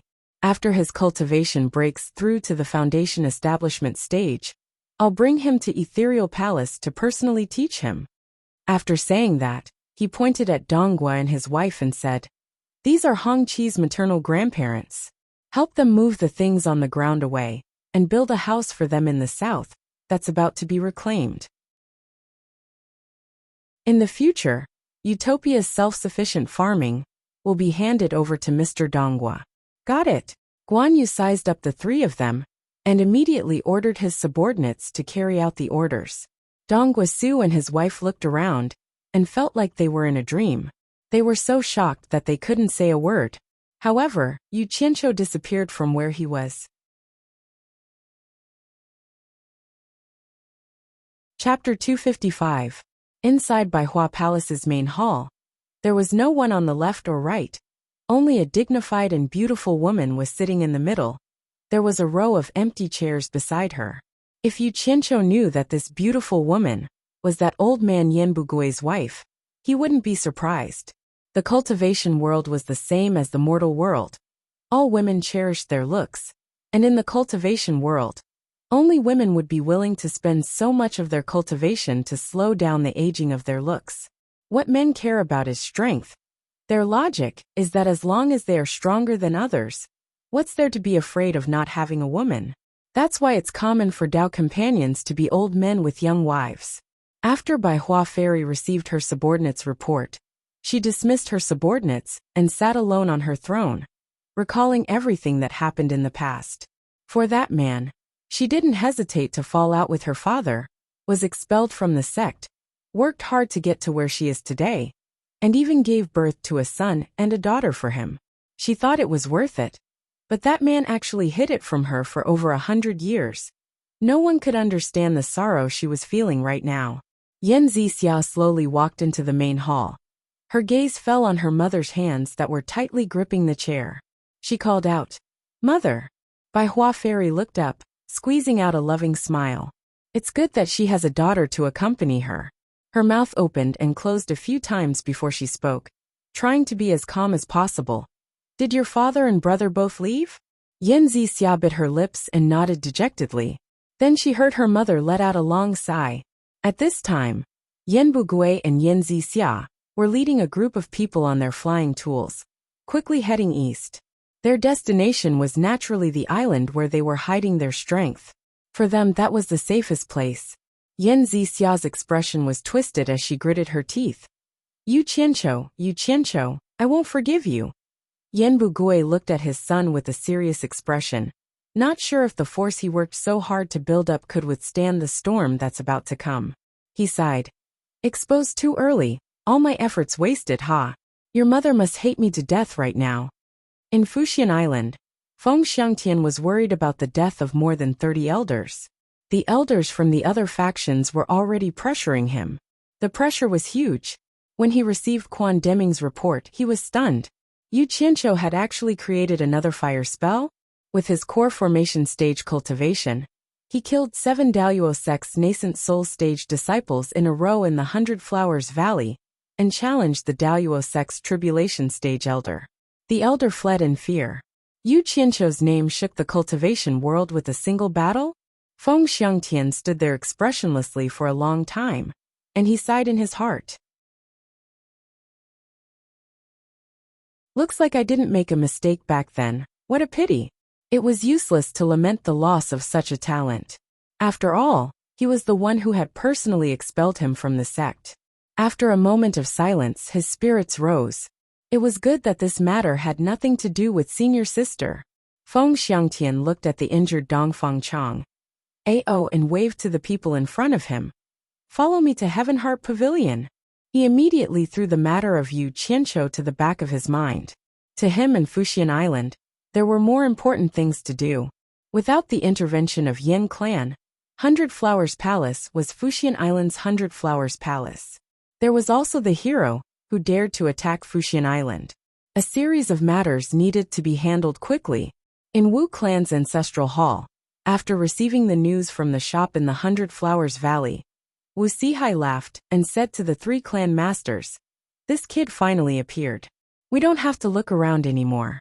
Sai, I really don't know what to say about this kid. It seems like wherever he goes, he will create earth-shattering incidents. I've never seen him in peace. Is he talking about fulfilling his promise about going to Demon Domain?" Bai Clan's clan master Bai Shouji asked. "That's right." Wu Sihai nodded with a smile. "This is what he promised. Since he is coming, we don't have to rush to the Hundred Flowers Valley." Tan Clan's clan master Tan Ruchang said. The leader of the Jing clan, Jing Feihong, nodded and said, "He said he'll be here in a few days. We shouldn't have to wait too long. Let's get ready here and wait for him." The 4 of them nodded. After Yu Qianqiu arrived at the State Pillar General's residence, he asked Shi Xiaotian about the recent situation. He learned that Fuxian Island sent another nascent soul state preceptor to protect the emperor, and the emperor didn't do anything to the general's residence. It was obvious that the development of the situation wasn't deviating from his original guess. Just think about it. Fuxian Island was already busy with their own matters. How could they have the time to care about the secular world, at least in the near future? It seemed like his operation in the cultivation world had many effects. First, not only did he divert Fuxian Island's attention from the secular world, but he also ensured that his plan in the secular world was carried out. Second, he diverted the cultivation world's attention from him. Now, everyone's attention was probably on the father and son from Yin Clan and the forces behind them. The matter of wanting to kill him had stopped. Third, he suppressed and attacked the fake heroes. Fourth, his plan to disrupt the cultivation world and exhaust the strength of the cultivation world could be carried out steadily. This would reduce the pressure on the rise of his heroes to the minimum. Fifth, after the battle in the Hundred Flowers Valley, he made the Starflame fire technique famous. Ordinary sects probably wouldn't dare to provoke him. Even if there was, it would be the Daluo sect. However, even if they didn't come looking for him, he would still go looking for them. After understanding the general situation, Yu Qianqiu carefully checked the defense of the general's residence. Although he felt that no one would come looking for trouble, since Shi Wenguang had entrusted his family to him, he had to be careful. If there was an accident, it would disappoint Shi Wenguang. On the way, he met Bao Wanshi and Situhui. The 2 women were now very respectful to him. The incident that night had completely shocked them. This Mr. Yu was not an ordinary person. After finding the heroes who were secretly guarding the general's residence, Yu Qianqiu greatly encouraged the 10 of them. He asked them to continue to work hard and stick to their posts. He also gave them abnormally generous rewards. After that, he still dressed up as a servant and leisurely went to Wanhualu. Once he arrived at the courtyard of Wanhualu, he walked around the lush greenery and saw the enchantress of 100 charms leaning against the window of the attic and looking at him with a smile. Yu Qianqiu suddenly felt a headache. After he went up to the attic, he still bowed respectfully and said, "Master's wife." The enchantress of 100 charms' waist that was as soft as a water snake came close to him, forcing him to take a few steps back. Then, she laid her soft arms on his shoulder and breathed into his ear. She smiled charmingly and said, "Yu Qianqiu, you're really good at scheming. Tell me honestly, how many secrets do you have that you haven't told your master's wife?" Yu Qianqiu coughed a few times and took the opportunity to turn to the opposite side of the table. After the 2 of them were separated by the table, he stopped coughing and said with a bitter smile, "Master's wife, you're too serious. I do have a few secrets, but not as many as you think." Although he believed in the Enchantress of Hundred Charms' feelings for Hao Sansi, and that she did not have any evil intentions towards him, he would not go so far as to reveal all of his secrets to her. The saying that the human heart was unpredictable was the truth. There were also different levels of people he believed in. At least in his heart, the Enchantress of Hundred Charms was far from the level of Baisujan.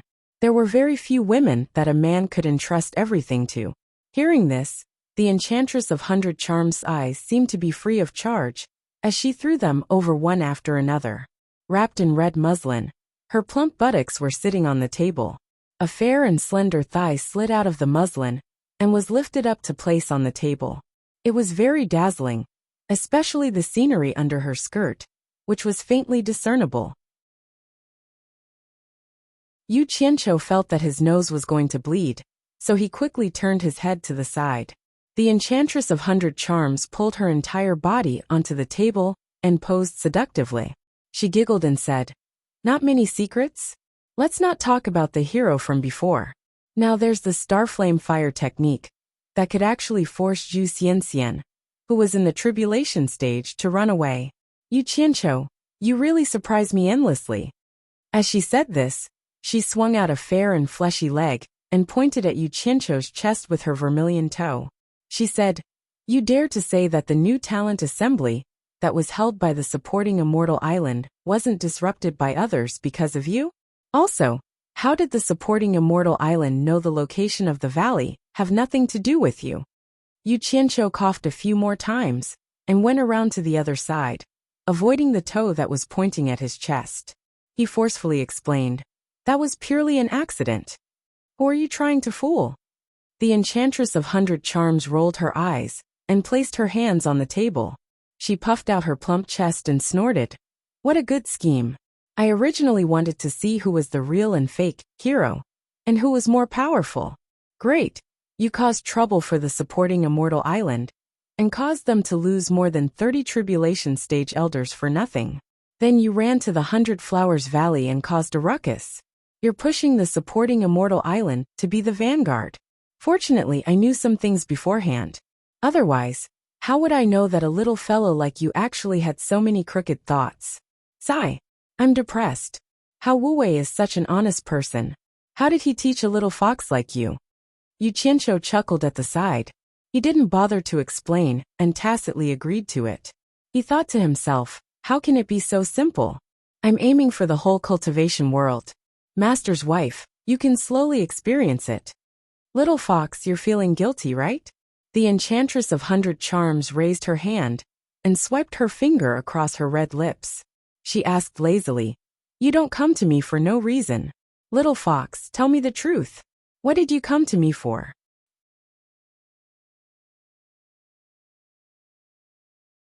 Chapter 256.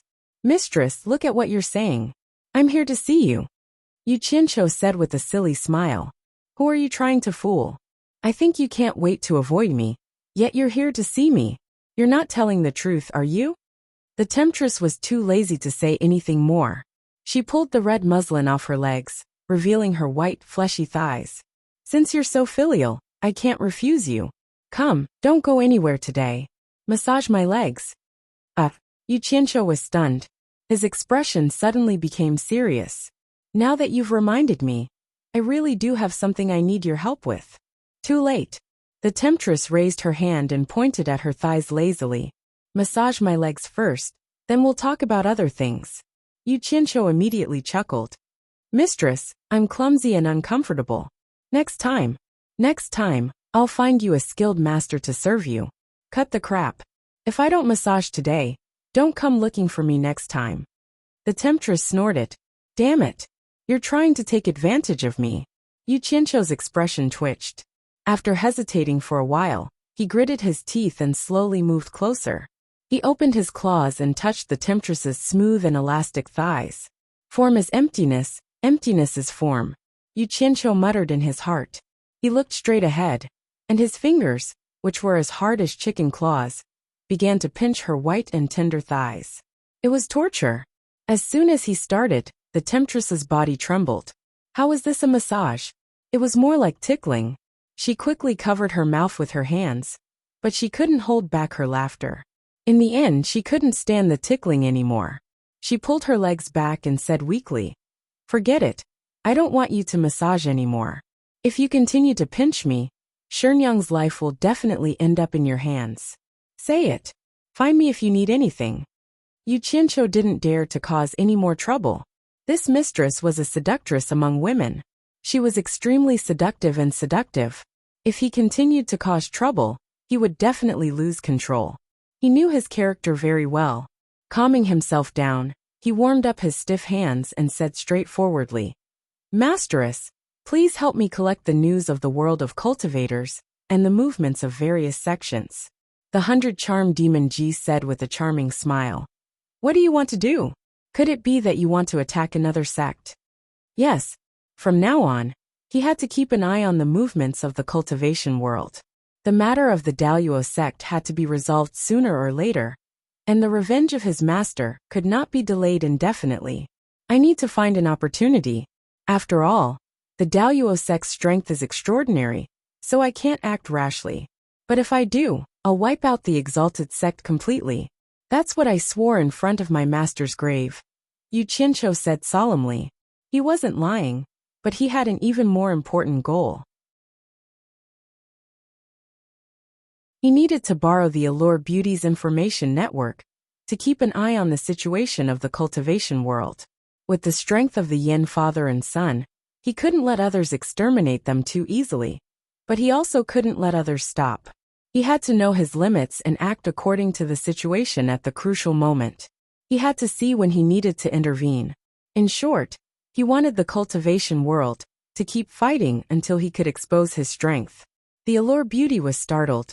She pulled up the red veil to cover the split of her legs and retracted the seductive look on her face. She nodded and said, "That's not a problem. You can come to me at any time to get the latest news." "Then I'll leave it to you, Masteress. I still have some matters to attend to, so I'll take my leave first." Yu Qianqiu bowed and wanted to leave. He really didn't dare to stay any longer. He was afraid that he wouldn't be able to control himself and do something shameful. "Wait." The Allure Beauty stopped him. She frowned and said, "You said your master's grave just now. Can you tell me where he is buried?" Yu Qianqiu paused for a moment. He shook his head and said to her apologetically, "Masteress, that place involves some people who don't want to show their faces. It's not convenient for me to tell you right now, but I can promise you that after my master's death is avenged, I'll personally bring you there." "I understand." A trace of disappointment flashed across the Allure Beauty's face. Yu Qianqiu turned around and quickly left. The Allure Beauty moved her body down from the table. Her eyes inadvertently glanced at the finger marks on her thigh. Thinking about the situation just now, a rare flush appeared on her face. Her breathing quickened. She looked out of the window and muttered, "When love is a thing of the past." At the western border, there were many military camps. Because the flames of war at the border had been extinguished, it became lively again. There were many large and small markets around the border. Various countries began to trade with each other. The civilians and merchants who wandered here finally enjoyed the value of peace. Tian was dressed in a military uniform. He led a group of people to the market to buy things that would be used for construction. The Pillar of State General ordered the construction of barracks to replace the flexible tents from before. It seemed that he intended to stay here for a long time. Tian was followed by 2 soldiers who had not spoken a word since the beginning. These 2 soldiers were none other than the 10 members of the underworld that Yu Qianqiu had sent to protect the Pillar of the State General. Wenguang was worried about his son's safety. Thus he sent 2 people to follow him. Suddenly, there was a commotion in the market. A servant dressed in black clothes and a black hat blocked the path of Tian and the others. A group of soldiers wanted to chase him away, but they were blocked by Tian. Who else could this servant be other than Yu Qianqiu? Tian looked at the 2 people beside him. Both of them were calm. It was obvious that they already knew that Yu Qianqiu was coming. He quickly walked over and was about to greet him when he saw Yu Qianqiu bowing first. "Second young master. Madam has asked me to deliver a letter to master." Tian was taken aback. He immediately understood that Yu Qianqiu did not want to attract attention. He smiled and said, "Come, follow me to see, master." Under the watchful eyes of the surrounding merchants, Yu Qianqiu followed Tian towards the barracks. Passing through the gate guarded by the soldiers, they entered the barracks. Yu Qianqiu got rid of his servants and looked around. Suddenly, he saw a crowd moving in the direction of the training ground. He could not help but ask, Tian, what's going on over there?" Tian looked over and sighed. Yesterday, a general named Zhang Peng violated the rules of the army. He led his men to pillage the state of Wei, and almost caused a war between the two countries. He then looked at the blazing sun in the sky and sighed. For the sake of military discipline, the general who violated the rules will be executed at noon. He was a talented general. What a pity. Oh, hearing his regretful tone, Yu Qianqiu asked as they walked, "Who is this Zhang Peng? Why does young general think so highly of him?" Tian walked beside him and said in a heavy voice, "Zhang Peng is a local. When he was young, his house was plundered by the Wei army. He was the only one who did not die, but was on the verge of death. When my father was passing by with his army, he saved him, and has been by his side ever since. He started fighting with the army at the age of 14, and has been through more than 10 years. In every battle, he was the vanguard of his men, and was wounded countless times. It is a miracle that he is still alive today. Perhaps it is because of his tragic childhood. Zhang Peng has become a bloodthirsty and ruthless person. His men have never taken any captives in battle, and have killed them all. My father did not have the heart to do so, but this is a matter of great importance. Now that the borders cannot be in chaos, my father can only use him as a warning to the others, and to uphold military discipline." Yu Qianqiu stopped walking. He was just asking casually, and could not be bothered to care about a dead man. He did not expect to hear such a formidable person. His interest was piqued and he waved his hand. "Let's go. I want to see what this fierce general looks like."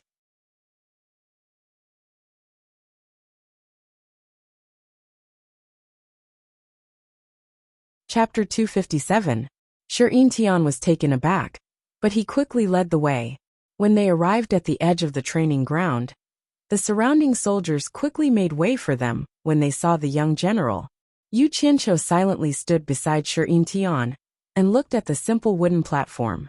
It would have been fine if he didn't look, but once he did, he immediately gasped in shock. A bare-chested man was tied up with his hands behind his back, and an executioner was standing beside him, ready to execute him.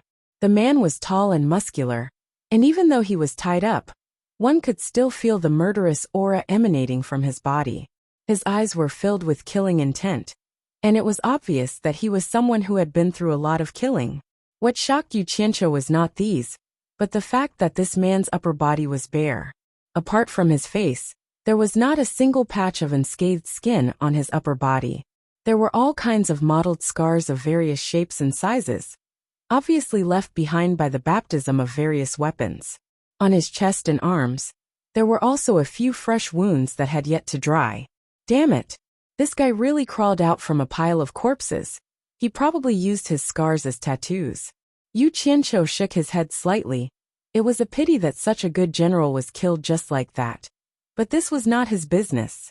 His gaze swept across Zhang Peng's body a few times, and just as he was about to leave, suddenly, someone behind him said softly, "Leader, this man has innate spiritual roots." Innate spiritual roots? Yu Qianqiu was startled. He didn't need to turn around to know that it was his subordinate who was talking to him. Others wouldn't call him leader. Yu Qianqiu immediately focused his gaze on the man, and after a closer look, he was shocked once again. It really was innate spiritual roots. Anyone who entered the cultivation world must have spiritual roots, and people like Yu Qianqiu were only exceptions. Spiritual roots were also divided into different grades, and the so-called innate spiritual roots were the ones with the highest aptitude for cultivation. It was rumored that one could achieve twice the results with half the effort. It seemed that there hadn't been such a person in the cultivation world for a long time, and he didn't expect to meet one. Yu Qianqiu immediately turned his head and whispered into Tian's ear, "Spare him. I have great use for him." Shi Tian actually heard the words of the person behind him. And although he didn't understand what it meant, since Yu Qianqiu had spoken, his father would definitely give him face, so there was hope for Zhang Peng to live. Thus he said in a low voice, "This order can only be revoked with my father's order. There is still some time before noon. Why don't Mr. inform my father? Let's go." Yu Qianqiu didn't say anything else. Shi Tian quickly led him towards the main tent. When they arrived at the main tent, the other soldiers stayed outside. After the two of them entered, Yu Qianqiu smiled at the figure in the middle who was holding a map and said, "General, how have you been?" Shi Wenguang turned around and his face lit up. He took a few steps forward and bowed. "Mister, you're here." Yu Qianqiu smiled and nodded. His main purpose of coming here was to inform Shi Wenguang of the news from the capital, and to let Shi Wenguang know that his family was safe, so that he could focus on his rebellion. The two sat down, and after explaining the situation in the capital, Yu Qianqiu smiled and said, "Great General, I have a request." Shi Wenguang waved his hand and smiled. "Mister, please don't joke around. With Mister's ability, what request do you have for me? I should be the one asking for a favor." Yu Qianqiu didn't speak any more nonsense. If he continued, the innate spiritual roots outside would be beheaded. He immediately said with a solemn expression, "I'm not joking. Just now, I saw a person who will be executed at noon. I hope that General can be merciful and give this person to me. I have great use for him." Shi Wenguang looked at his son suspiciously. He suspected that his son was the one who begged Yu Qianqiu to save Zhang Peng. Shi Tian smiled bitterly and waved his hand. "Father, please don't doubt me. It really has nothing to do with me. General, please don't think too much." Yu Qianqiu paused and said, "Let me explain it to you this way. When I passed by the execution ground, I discovered that Zhang Peng is not an ordinary person. He has excellent spiritual roots, and I wish to take him as my disciple. I hope that General can give me this face. So that's how it is. I will naturally give Mr. Face." Shi Wenguang stood up and took out a token from the bottle on the table. He handed it to Shi Tian and said, "Pass down my order. Zhang Peng's execution is to be postponed and brought to my tent." Shi Tian's face lit up with joy. He received the token and respectfully said, "This general will obey." Yu Qianqiu laughed and continued to converse with Shi Wenguang. Not long after, the tied-up Zhang Peng was brought in by Shi Tian. Shi Wenguang sat behind the table and stared at the newcomer with a gloomy expression. "Criminal General Zhang Peng greets General." Zhang Peng's voice was loud and clear as he knelt down. Yu Qianqiu, who was sitting not far from him, could feel the valiant aura coming from his body. Shi Wenguang shouted in a deep voice, "Zhang Peng, you have violated the military rules and should be beheaded. However, there is an expert who begged this general to accept you as his disciple. If you agree to be his disciple, this general can consider sparing your life." Yu Qianqiu smiled as he stared at Zhang Peng, thinking that he would definitely accept this person as his disciple. Who wouldn't want to live?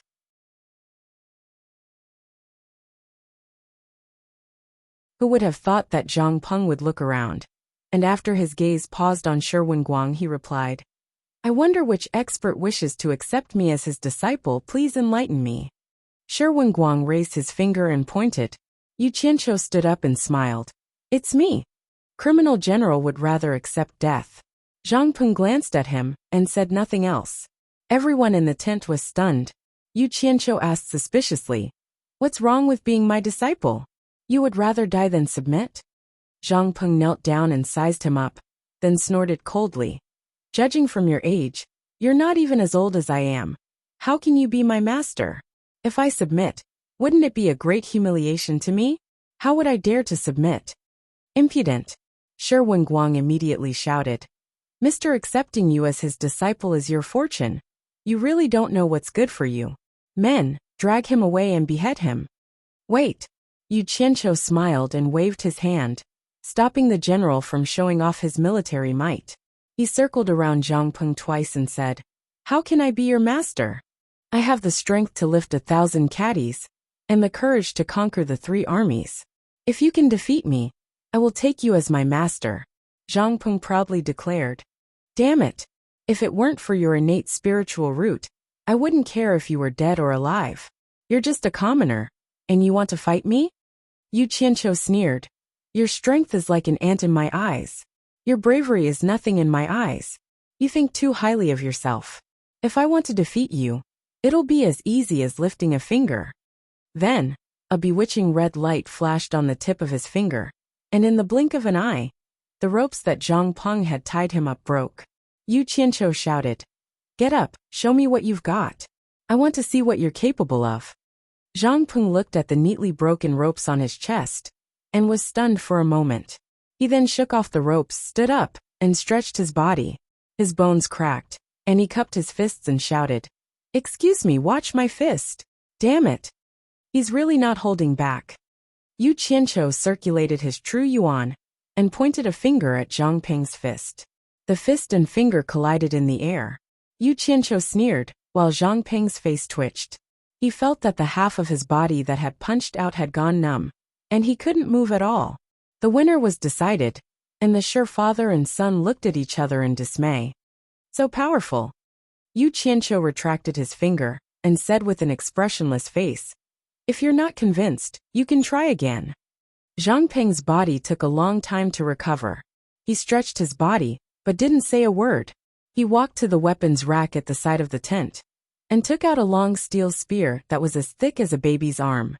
He shouted, Again. His strong body pounced at Yu Qianqiu, and like a bolt of lightning, the spear went straight for Yu Qianqiu's chest. Yu Qianqiu laughed coldly, and his index finger glowed with a demonic red light again, and he pointed it at the spear's head. With a sizzling sound, the spear began to melt from the spearhead all the way to the end of Zhang Peng's hand. The spear fell to the ground like molten iron. Zhang Peng only felt his hand burning, and he hurriedly threw the spear away. However, he didn't give up, and threw another punch at his opponent's face. Oomph! Yu Qianqiu snorted coldly, intending to teach him a lesson. He retracted the red light on his finger, and flicked away Zhang Peng's heavy fist. Then, he quickly pointed at Zhang Peng's chest. Zhang Peng immediately spat out a mouthful of blood, and his whole body was sent flying by the finger. He flipped a few times in the air, and fell to the ground. He looked like he was on the verge of death. The sure father and son were shocked once again, and they looked at each other speechlessly. Yu Qianqiu expressionlessly stared at the person moaning on the ground. He said coldly, What strength pulling 1,000 caddies? What bravery? You can't even compare to one of my fingers. How can you say that? Is this all you have? You really don't know the immensity of heaven and earth. If you're not convinced, and you still have the strength, you can try again. Zhang Peng clutched his chest, and his whole body seemed to collapse. His face was pale, and he staggered to his feet. He staggered to the front of Yu Qianqiu, and knelt down. He kowtowed and said, Zhang Peng is convinced, and pays his respects to Master. You're tuning in to the Journey of the Soul YouTube channel. Don't forget to subscribe, and join us on this journey to catch the most captivating stories.